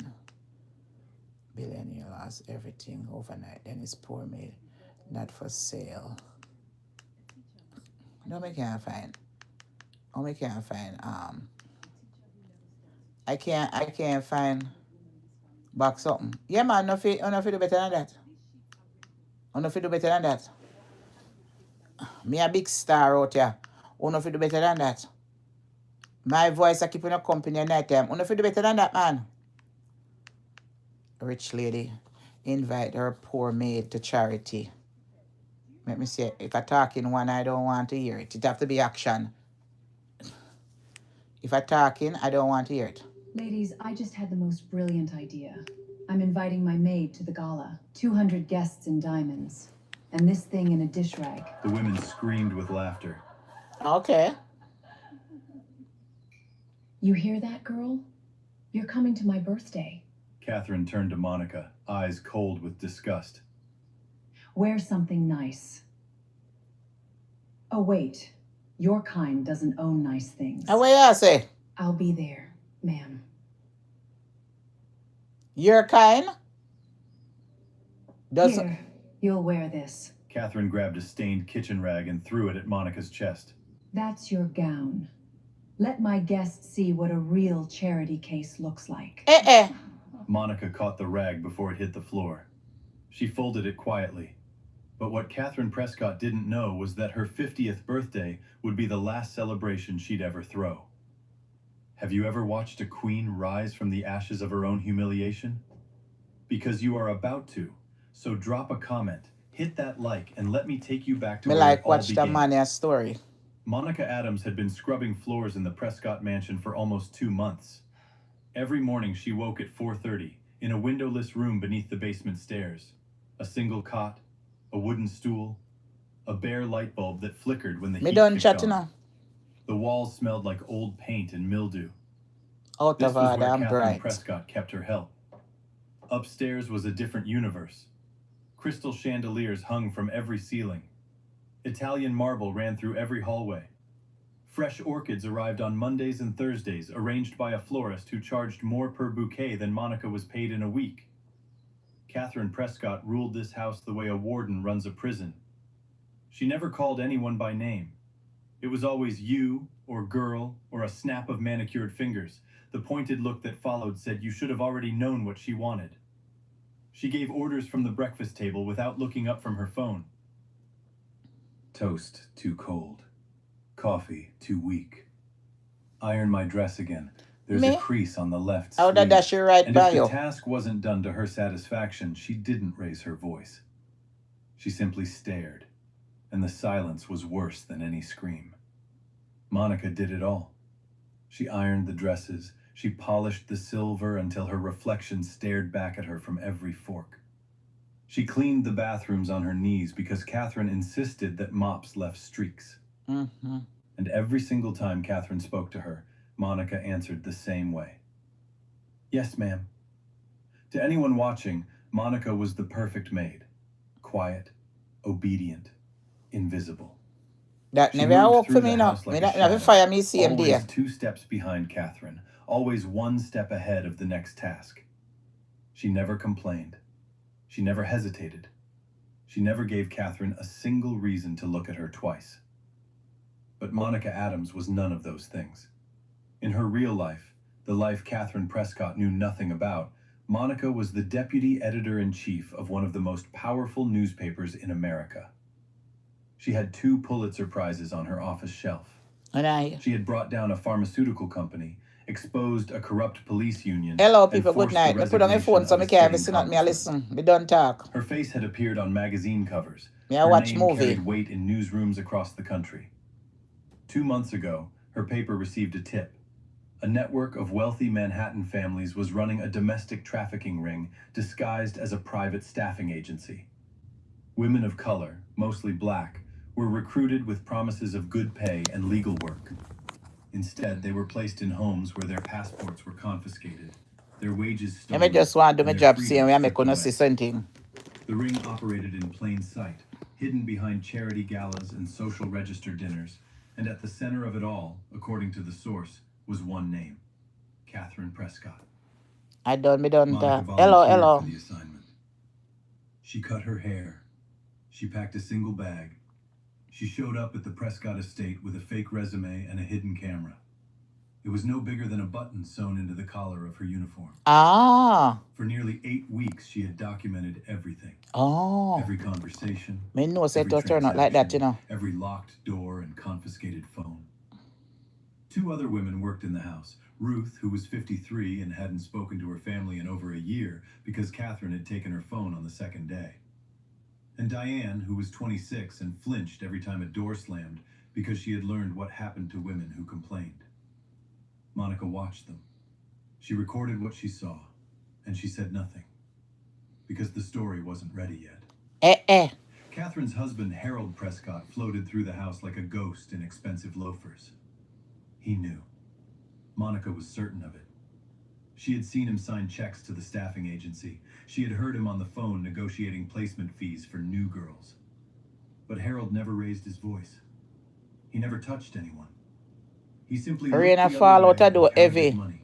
The household ran on silence and fear. Catherine supplied the fear. Harold supplied the silence. And everyone else simply survived. Monica had been surviving for 56 days. 56 days of yes ma'am and swallowed rage and a camera that never stopped recording. And now Catherine had invited her to the gala. It happened on a Tuesday afternoon. Catherine had left for a lunch meeting downtown. Harold was at his club. The house was quiet, except for the hum of the central air conditioning and the soft clinking of Ruth washing dishes in the kitchen. Monica had been assigned to dust Catherine's private study. It was a room she had only entered twice before, both times under Catherine's watchful eye. But today the door was unlocked.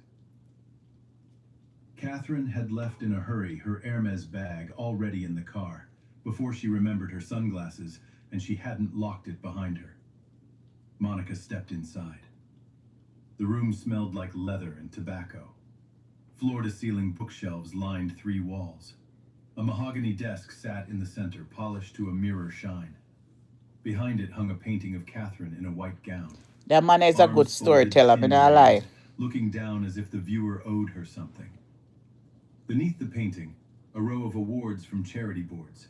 The irony was thick enough to choke on. Monica began dusting the shelves. She moved slowly, methodically, the way she always did when she was actually scanning. Her camera caught everything. The titles on the spines, the framed photos of Catherine with senators and socialites, the small bronze statue of a horse, the crystal paperweight, a leather-bound guest. So bring that thunder clap out of the arena fall heavy. For human dignity. That God never come down when it Catherine pretend to had go signed the on. first page with a gold pen. Monica turned the book over in her hands. Human dignity. She thought about Ruth scrubbing the bathroom floor at midnight because Catherine had decided the grout wasn't white enough. She thought about Diane eating cold leftovers standing up in the pantry. Catherine didn't allow the staff to sit at any table in the house. Human dignity. The words meant nothing in this room. She placed the book back exactly as she found it. Then she moved to the desk. And then she saw it. A manila folder sat open on the desk. Not hidden, not locked away, just sitting there as if Catherine had been reviewing it before she left. Monica glanced at the door. She listened. Silence. She stepped closer. The folder contained a spreadsheet, 40 names, all women, all black. Next to each name was a dollar amount. Some were marked placed, others were marked pending. A few had red X marks beside them. Notes read returned or relocated. One name had been crossed out entirely. A single word in Catherine's handwriting. Disposed. Monica's hands didn't shake. She had seen worse in her career. She had read autopsy reports and wiretap transcripts and victim statements that kept her awake for weeks. But seeing those names reduced to dollar signs on a spreadsheet made her stomach turn. The folder sat between a crystal paperweight and a photo of Catherine at a charity gala. The contrast was obscene. She photographed every page, front and back. She counted 12 families listed as buyers. Addresses in Greenwich, the Hamptons, Westchester, and 3 in Manhattan. Where I say rich The place. fees ranged from $15,000 to $40,000 per woman. Catherine's cut was marked in a separate column. The total at the bottom of the last page was $1.4 million. 14 months of selling human beings tracked in neat columns like inventory. One entry near the bottom caught Monica's eye. A woman named Grace Williams, age 24. Next to her name, placed Greenwich. Fee $32,000. Below that, in red ink, a single annotation. Non-compliant. Relocated. There was no follow-up entry. No forwarding address. Just a blank space where a person used to be. Monica closed the folder. She placed it exactly where it had been. She aligned the edges with the corner of the desk pad. She resumed dusting. Her hands were steady. Her breathing was even. But behind her eyes, something had shifted. This was no longer just a story about wage theft and confiscated phones. This was trafficking. Federal trafficking.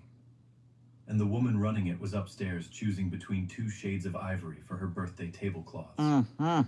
That evening, Catherine returned home in a foul mood. She had argued with her interior designer over centerpiece heights. She threw her coat on the floor and pointed at it without looking at Monica. Hang it up and get me a sparkling water. Cold, not room temperature like last time. Monica picked up the coat. She hung it in the hall closet, smoothing the collar the way Catherine demanded. She brought the water on a silver tray, condensation beading on the glass, a lemon wedge on the rim. Catherine took one sip and set it down. There's too much lemon. She pushed the glass to the edge of the counter. It tipped over and shattered on the marble floor. Water and glass spread across the tile. Clean it up. Monica knelt. She picked up the shards one by one with her bare hands. A sliver of glass sliced her index finger. Blood welled up bright red against the white marble. Catherine watched her bleed. She didn't offer a towel. She didn't tell her to be careful. She watched the way someone watches a dog perform a trick. Then Catherine stopped. She turned slowly. Her eyes narrowed. Were you in my study today? Yes, ma'am. I dusted the shelves like you asked last week. I didn't ask you to dust this week. I'm sorry, ma'am. I thought the schedule... You thought. Catherine took a step closer. Her perfume was sharp, expensive, suffocating. You don't think in this house. You do what you're told. Nothing more. That room is mine. My desk, my books, my air. You don't breathe in there unless I say so. Mm-hmm. Yes, ma'am.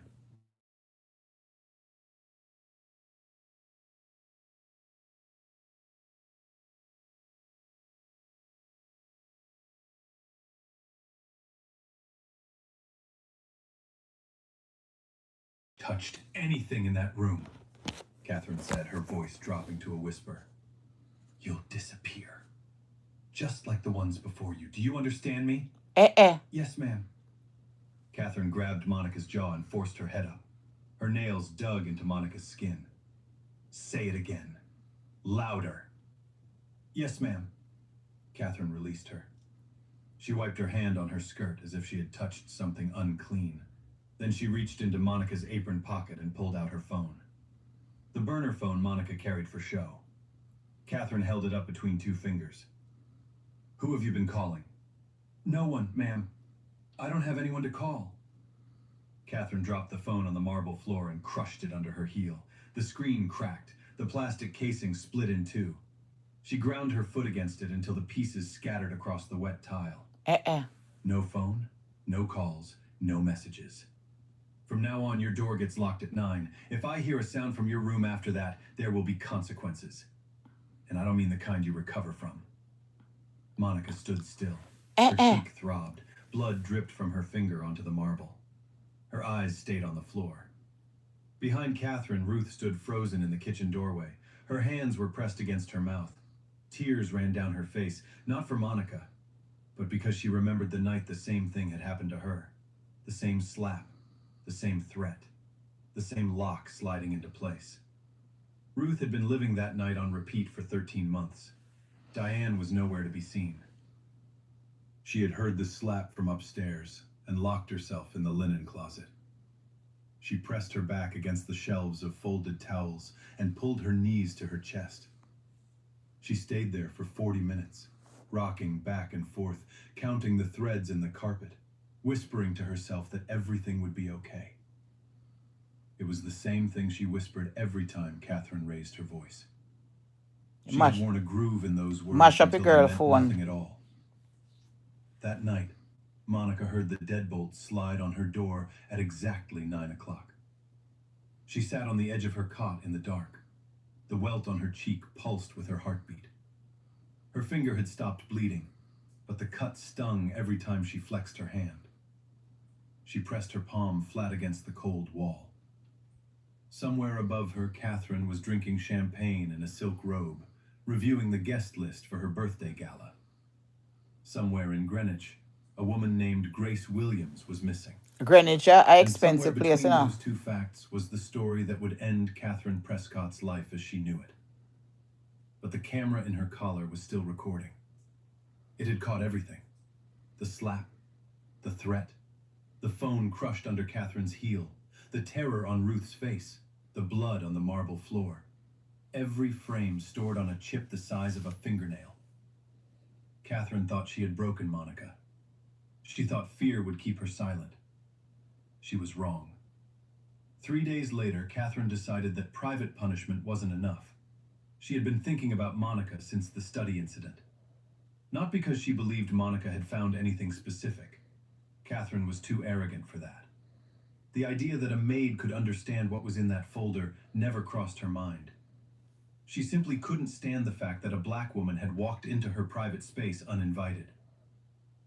That someone so beneath her had breathed the same air as her leather-bound first editions and her Tiffany desk lamp. It disgusted her on a level she couldn't even articulate. It was as if a stain had appeared on something sacred, and the only way to remove it was to press harder on the person who caused it. The morning after the slap, Catherine had called Monica YouTube, I dropped the live. while she ate breakfast. She didn't look up from her phone. You'll be cleaning the guest bathrooms today. All 6. On your hands and knees. Can't we put it No on the mop, TV, no that's gloves. why. I want the grout white by noon. Yes, ma'am. And Monica, Catherine finally looked up. Her eyes were flat empty. If I see you standing upright before I give you permission, you'll wish you hadn't. Monica spent the next 4 Show hours me have on it. her knees. Me I show it. The cleaning solution burned the cut on her finger. Her knees ached against the cold tile. But she cleaned every bathroom until the grout lines looked new. When she was done, Catherine walked through each one without a word. She found a single water spot on a mirror in the 4th bathroom. She made Monica redo all 6. So Catherine invited her circle. They arrived on a Thursday afternoon. 4 women, all white, all dripping in casual wealth. Bracelets that cost more than cars. Handbags that cost more than apartments. They settled into the sunroom with Prosecco and imported cheese and spoke about their summer homes as if everyone in the world owned 3. Catherine waited until the 2nd bottle was open. Then she rang the service bell. Monica appeared in the doorway, uniform pressed, hands clasped, eyes down. Come here, Catherine said. She didn't look at Monica. She looked at her friends. Ladies, this is the one I told you about. The one who wandered into my study like she owned the place. The women exchanged glances.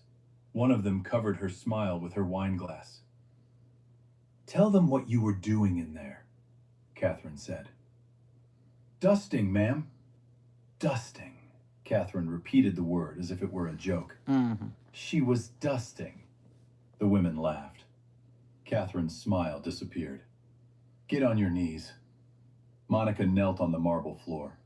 The stone was cold through the thin fabric of her uniform. Now stay there, Catherine said. Stay right there while we finish our lunch. I want my friends to see what happens to help that forgets its place. Monica stayed. 20 minutes. 30. The women ate. They talked. They glanced at Monica the way someone might glance at a stain on the carpet. With mild annoyance, nothing more. Then Catherine stood up. She walked to the table. She picked up her glass of red wine, a full glass, and crossed the room to where Monica knelt. You know what I've been thinking? Catherine said. She held the glass above Monica's head. That you still don't understand where you belong. She tilted the glass. The wine poured over Monica's hair, down her forehead, across her cheeks, dripping onto her white uniform, staining it red. It pooled on the marble beneath her knees. There, Catherine said. Now you match the floor. One of the women pulled out her phone and took a photo. Another whispered, "Oh my God," but did nothing. A third looked away and sipped her Prosecco. Nobody said stop. Nobody said a word. 5 women, in a room worth more than most people's houses. Not one of them opened their mouth to say that pouring wine on a human being's head was wrong. The woman who took the photo held up her screen so the others could see it. She had captured the exact moment the wine hit Monica's forehead. The red liquid mid-splash. Monica's eyes closed. The white uniform turning crimson. It looked like a painting of something terrible. Send that to me, Catherine said. I want it for Saturday. The woman airdropped it without hesitation. Catherine saved it to the same folder where she kept photos of her gala decorations. Monica's humiliation filed between the ice sculpture and the flower arrangements. Just another detail for the party. Ruth had been watching from behind the kitchen door. She pressed her fist against her teeth so hard she left marks. She wanted to scream. She wanted to run into the room and throw something. But 13 months had taught her what screaming earned in this house. Locked doors, skipped meals, a visit from Catherine's driver. Monica knelt in the wine. Her uniform was soaked. Her hands rested on her thighs. Her face was completely still. Not a tear, not a flinch, nothing. She had covered wars. She had been detained at border crossings and threatened by cartel lawyers and screamed at by politicians caught on tape. This woman pouring wine on her head was not the worst thing Monica Adams had ever endured, not even close. But it would be the last. That evening, alone in her locked room, Monica wiped the wine from her face with a damp towel. She wrung it out in the sink. The water ran red. She sat on her cot and stared at the ceiling. 58 days. 2 more days and the story would be airtight. Every receipt, every name, every dollar, every bruise. 2 days later, Catherine made her announcement. She gathered her circle again, this time over brunch.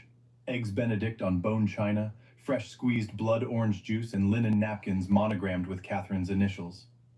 The birthday gala was 6 days away. 200 guests from the most powerful families in Manhattan, a live string quartet flown in from Vienna, a custom 5-tier cake from a patisserie in Paris that charged more for fondant flowers than most people earned in a month. And one more thing. "I'm inviting Monica," Catherine said. The table went quiet for exactly 1 second.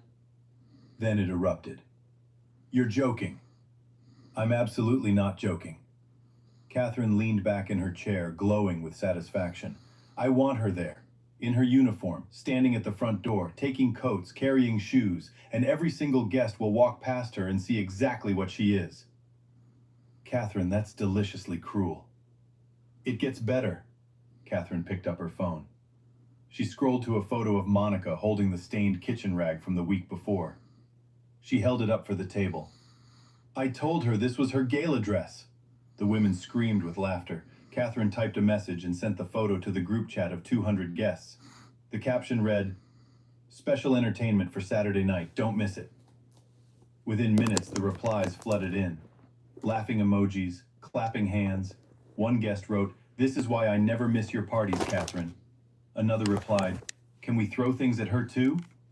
A third sent a gif of a dog in a costume walking on its hind legs. 200 people, and not one of them typed the word no. Catherine's phone buzzed and buzzed on the table. Each notification made her smile wider. She was building an audience for a public execution, and every single guest had just bought a ticket. Monica was in the kitchen when it happened. She heard the laughter through the walls. She heard Catherine's voice rise with excitement as the replies came in. She heard one of the women say, "You should make her dance." Monica dried her hands on a towel. She folded it neatly over the oven handle. Then she walked down to her room in the basement. She sat on her cot in the dark. The deadbolt was already locked. The bare bulb flickered once, then held steady. Monica reached beneath her mattress and pulled out a small piece of paper she had kept folded there since day one. A contingency. An extraction signal. She had hoped to stay longer to gather more names to trace the network deeper. But Catherine had just sent Monica's photo to 200 people with the word entertainment attached to it. The window was closing. Monica unfolded the paper. She wrote 2 words beneath the pre-printed code. "It's time." She folded it again. She placed it inside the pocket of her uniform. Catherine never checked those pockets. She considered them beneath her attention. The next morning, Catherine left for the salon. Hair and nails for the gala. While she was gone, Monica passed the note to Ruth. Ruth tucked it into a grocery bag for the delivery driver. The driver carried it to a mailbox on Lexington Avenue, where a man in a gray coat was already waiting. He opened the envelope. He read the 2 words. He made one phone call. The wheels that Catherine Prescott could never have imagined began to turn. Saturday night. The Prescott mansion blazed with light. Every window glowed. A string quartet played Vivaldi on the terrace. Valet drivers lined the circular driveway. 200 guests arrived in black cars and evening gowns, stepping through the front door into a foyer filled with white roses and champagne towers. Catherine Prescott stood at the center of it all. She wore a black Valentino gown with a diamond choker that caught the light every time she turned her head. She greeted every guest by name. She kissed cheeks. She accepted compliments. She was radiant, untouchable, magnificent. And she kept glancing at the front door. Monica hadn't appeared yet. Catherine had expected her to be standing at the entrance in her uniform, head bowed, holding a silver tray for guests' coats.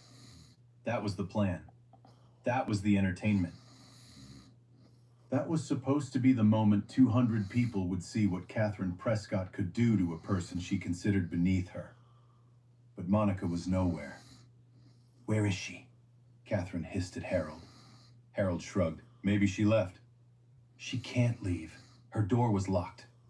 30 minutes passed. An hour. Catherine's irritation turned to anger. The party was in full swing, but the centerpiece of her cruelty was missing. She excused herself from a conversation and marched toward the service entrance. Then she heard it. A low rumble, getting louder. The sound of heavy engines rolling up the private drive. Guests on the terrace turned their heads. The string quartet stopped playing. The valet drivers stepped back from the driveway as 5 black SUVs rolled through the open gate in a precise, deliberate formation. The first vehicle bore a press placard on the dashboard. The second and third had tinted windows and federal plates. The fourth carried a satellite uplink mounted on the roof. The fifth had flashing blue and red lights, muted but unmistakable. Catherine walked to the front steps. Her smile was gone. Harold was right behind her, one hand already reaching for his phone. 200 guests crowded the doorway and the terrace, craning their necks, whispering.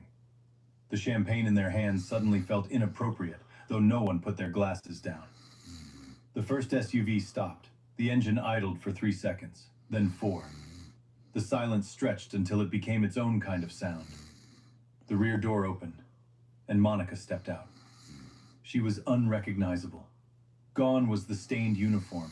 Gone was the bowed head. Gone was the woman who said "yes, ma'am" 60 times a day. Monica Adams stood on the driveway in a floor-length white gown, hand-embroidered with 10,000 crystals that caught the light like scattered stars. A diamond tiara sat on her head, a piece worth $2 million loaned by the newspaper's parent company for this exact moment. Her makeup was flawless. Her posture was straight. Her eyes were clear, steady, and aimed directly at Catherine Prescott. She looked like a queen arriving at her own coronation, and in a way she was. The driveway was silent. 200 people, mouths open, champagne going flat in their hands. A woman near the terrace railing dropped her clutch. A man in a tuxedo whispered to his wife, "That's not the maid." His wife didn't answer. She couldn't. Catherine's champagne glass slipped from her fingers. It shattered on the marble steps. The crystal scattered across the stone like dropped diamonds. She didn't notice. Her eyes were locked on Monica, and for the first time in her life, Catherine Prescott did not understand what she was looking at. A man in a charcoal suit stepped out of the second vehicle. Thomas Reed, editor-in-chief of the most powerful newspaper in the country. He walked to Monica's side and turned to face the crowd. "Good evening," he said, his voice carried across the silent terrace. "My name is Thomas Reed. I'm the editor-in-chief of the National Herald. The woman standing beside me is not your maid. Her name is Monica Adams. She is our deputy editor-in-chief and a 2-time Pulitzer Prize-winning investigative journalist." The crowd didn't move, didn't breathe. For the past 2 months, Ms. Adams has been embedded in this household as part of a federal investigation into a domestic labor trafficking network operating among Manhattan's elite families. The evidence she gathered, including video, audio, financial records, and witness testimony, has been submitted to the FBI. Arrest warrants have been issued. Thomas paused. He looked at Catherine. "Mrs. Prescott, the warrant is for you." 2 FBI agents stepped out of the third vehicle. They walked up the marble steps past the champagne tower and the white roses and the string quartet's empty chairs. Catherine backed away. Her face was white, her mouth opened, but no sound came out. "Catherine Prescott," one agent said, "you are under arrest for human trafficking, labor exploitation, tax fraud, and conspiracy. You have the right to remain silent." The handcuffs clicked shut on Catherine's wrists.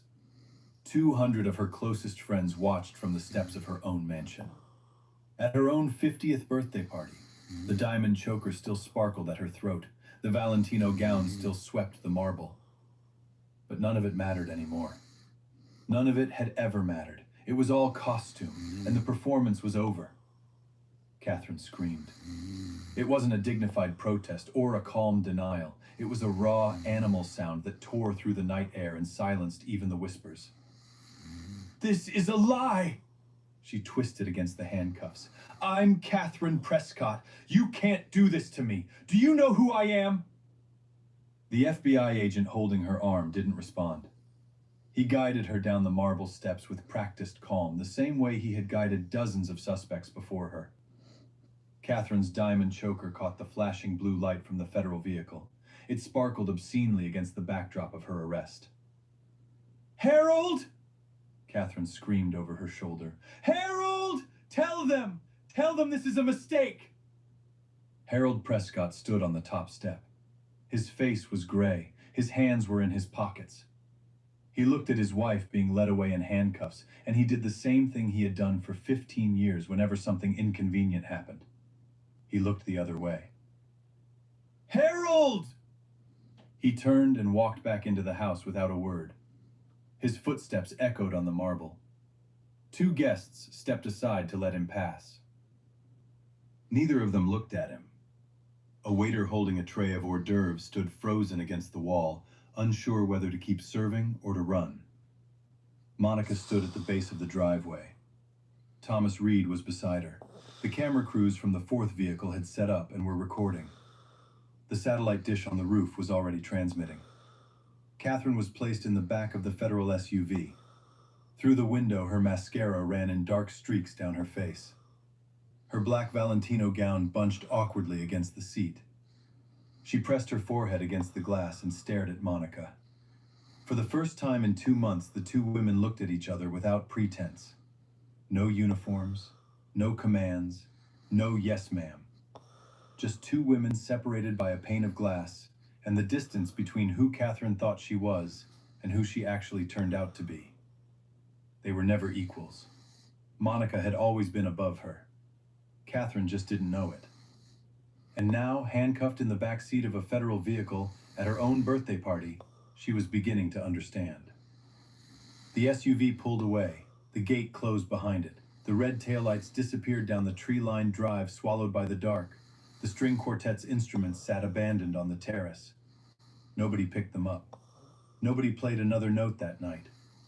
On the terrace, 200 guests stood in stunned silence. Some had their phones out recording. Others simply stared. A woman in a green gown set down her champagne glass and walked to her car without saying goodbye. Then another. Then another. Within 20 minutes, half the party had left. Inside the house, Ruth and Diane stood in the kitchen doorway. They had watched everything through the window. Ruth's hands were shaking. Diane was crying not from fear this time, but from something she hadn't felt in so long, she almost didn't recognize it. Relief. Monica walked through the front door. She was still wearing the white gown, the tiara, the diamonds.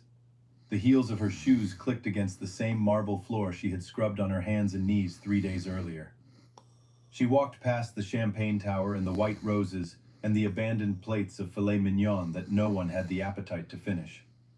She walked through the dining room where Catherine had made her kneel. She walked into the kitchen. Ruth saw her and backed away. "I don't understand. Who are you?"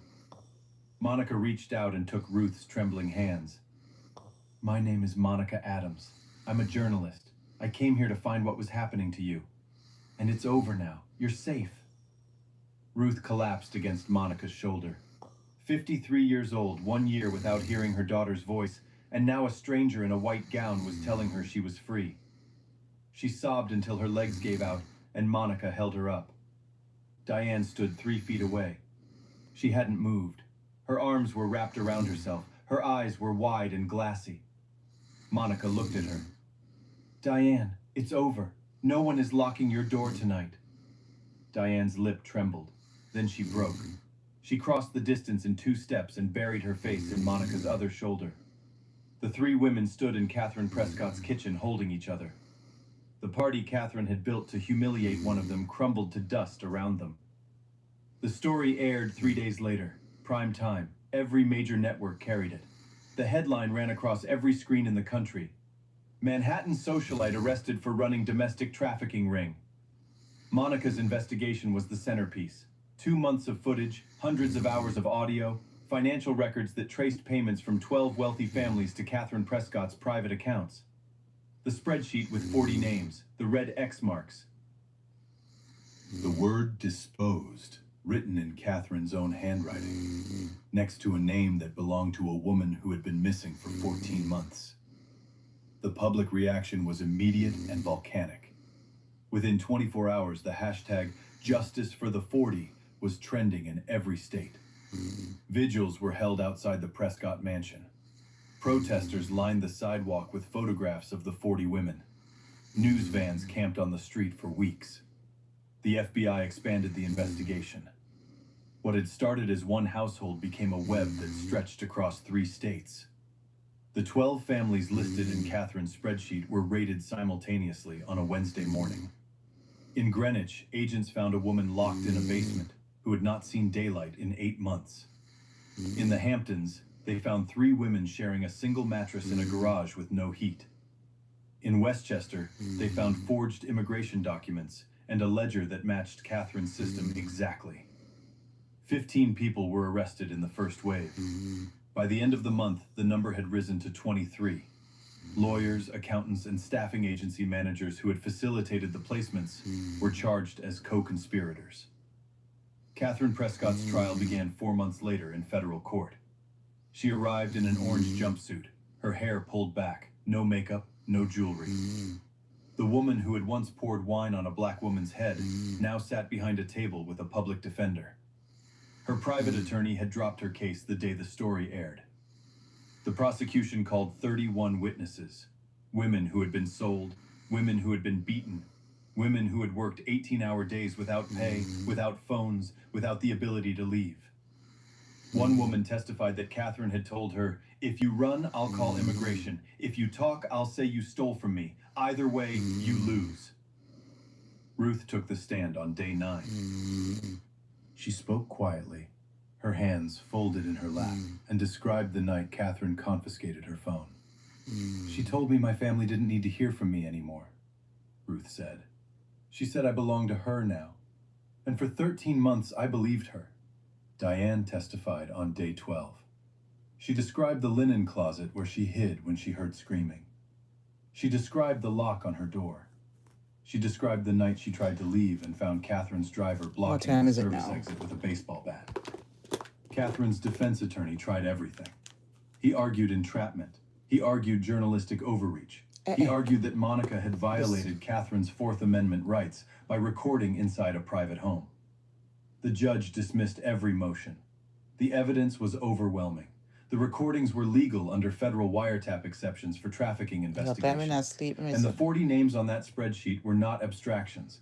They were real women with real families who had been bought and sold like furniture. The jury deliberated for 6 hours. 6 hours for 15 years of crimes. 6 hours for 40 lives stolen and cataloged in neat columns. Guilty on all counts. Human trafficking, labor exploitation, tax fraud, conspiracy, witness intimidation. Catherine showed no emotion when the verdict was read. She sat perfectly still in her orange jumpsuit, her hands folded on the table, staring straight ahead. It was the same posture Monica had held for 2 months. Head down, hands still, silent. The difference was that Monica had chosen it. Catherine had it forced upon her.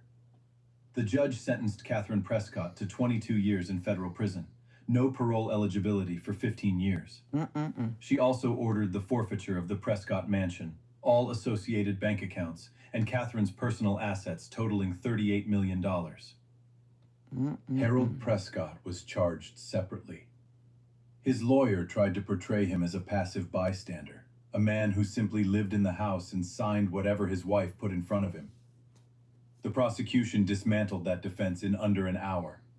They played recordings of Harold negotiating placement fees on the phone. They showed signed checks in his handwriting. They presented emails where he referred to the women as units and discussed replacement costs when one ran away. The passive bystander had been an active participant all along. He pleaded guilty to conspiracy and tax fraud in exchange for testimony against 3 of the other families. He received 8 years. The courtroom erupted when the sentence was read. Outside, hundreds of supporters cheered. Cameras flashed. Monica stood on the courthouse steps beside Thomas Reed and read a prepared statement. 40 women were bought and sold in this city, she said. They were hidden in plain sight in homes that hosted charity galas and holiday parties. They served champagne to people who knew exactly what was happening and chose to look the other way. Today, a jury said that silence is not innocence. Today, a jury said enough. The clip was viewed 60 million times in the first week. Comments poured in from every corner of the country.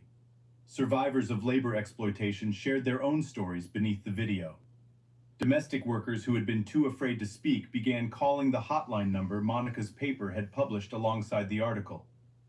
Within a month, over 300 new reports had been filed. Congress took notice.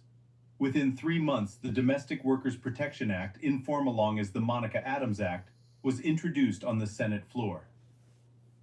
The bill required transparent employment contracts for all domestic workers, mandatory wage documentation, criminal penalties for passport confiscation, and a federal hotline for reporting abuse. It passed with bipartisan support and was signed into law before the year was out. The 40 women were connected with legal advocates, immigration attorneys, and trauma counselors. A private fund established by the newspaper's parent company provided housing and job training. Within a year, 36 of the 40 had been reunited with their families. The video of Catherine being handcuffed at her own birthday party became the most shared clip of the year. It was shown in law schools, journalism programs, and human rights seminars around the world.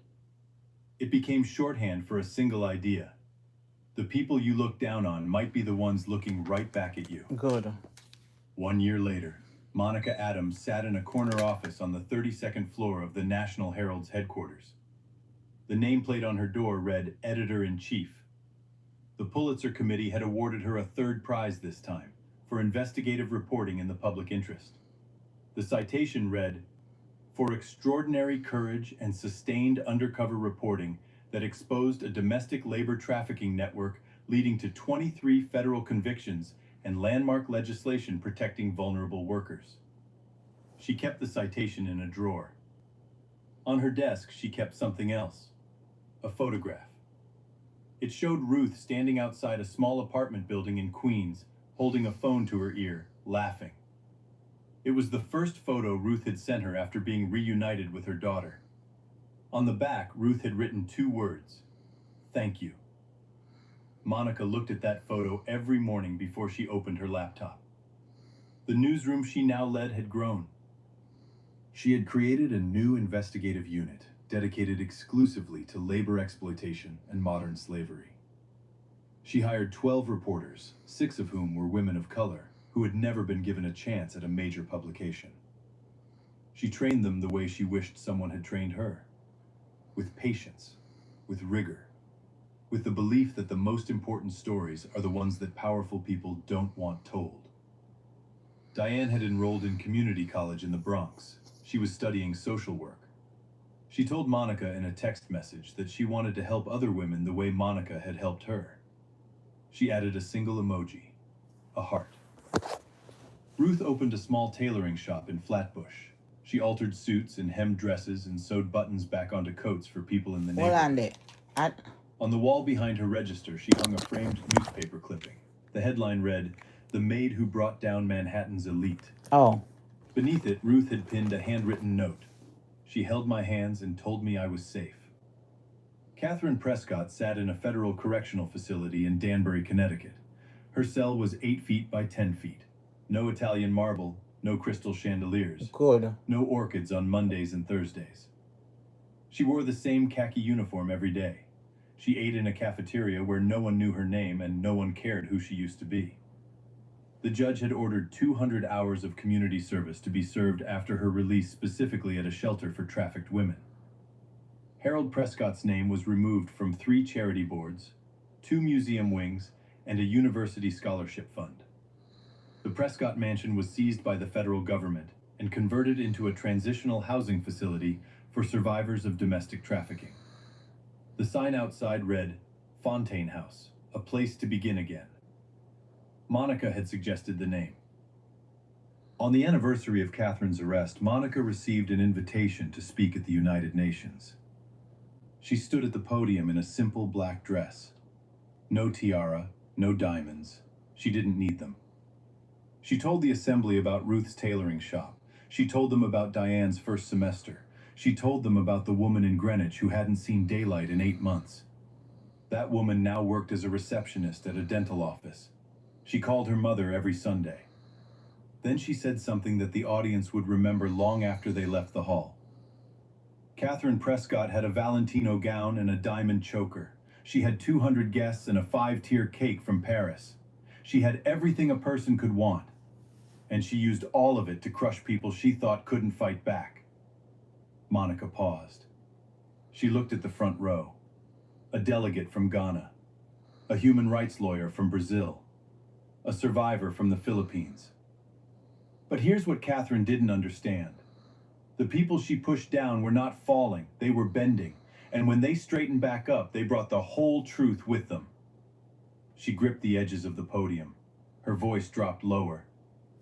Ruth spent 13 months without hearing her daughter's voice. Diane hid in a linen closet every time a door slammed. Grace Williams disappeared from a spreadsheet and no one asked where she went. These are not statistics.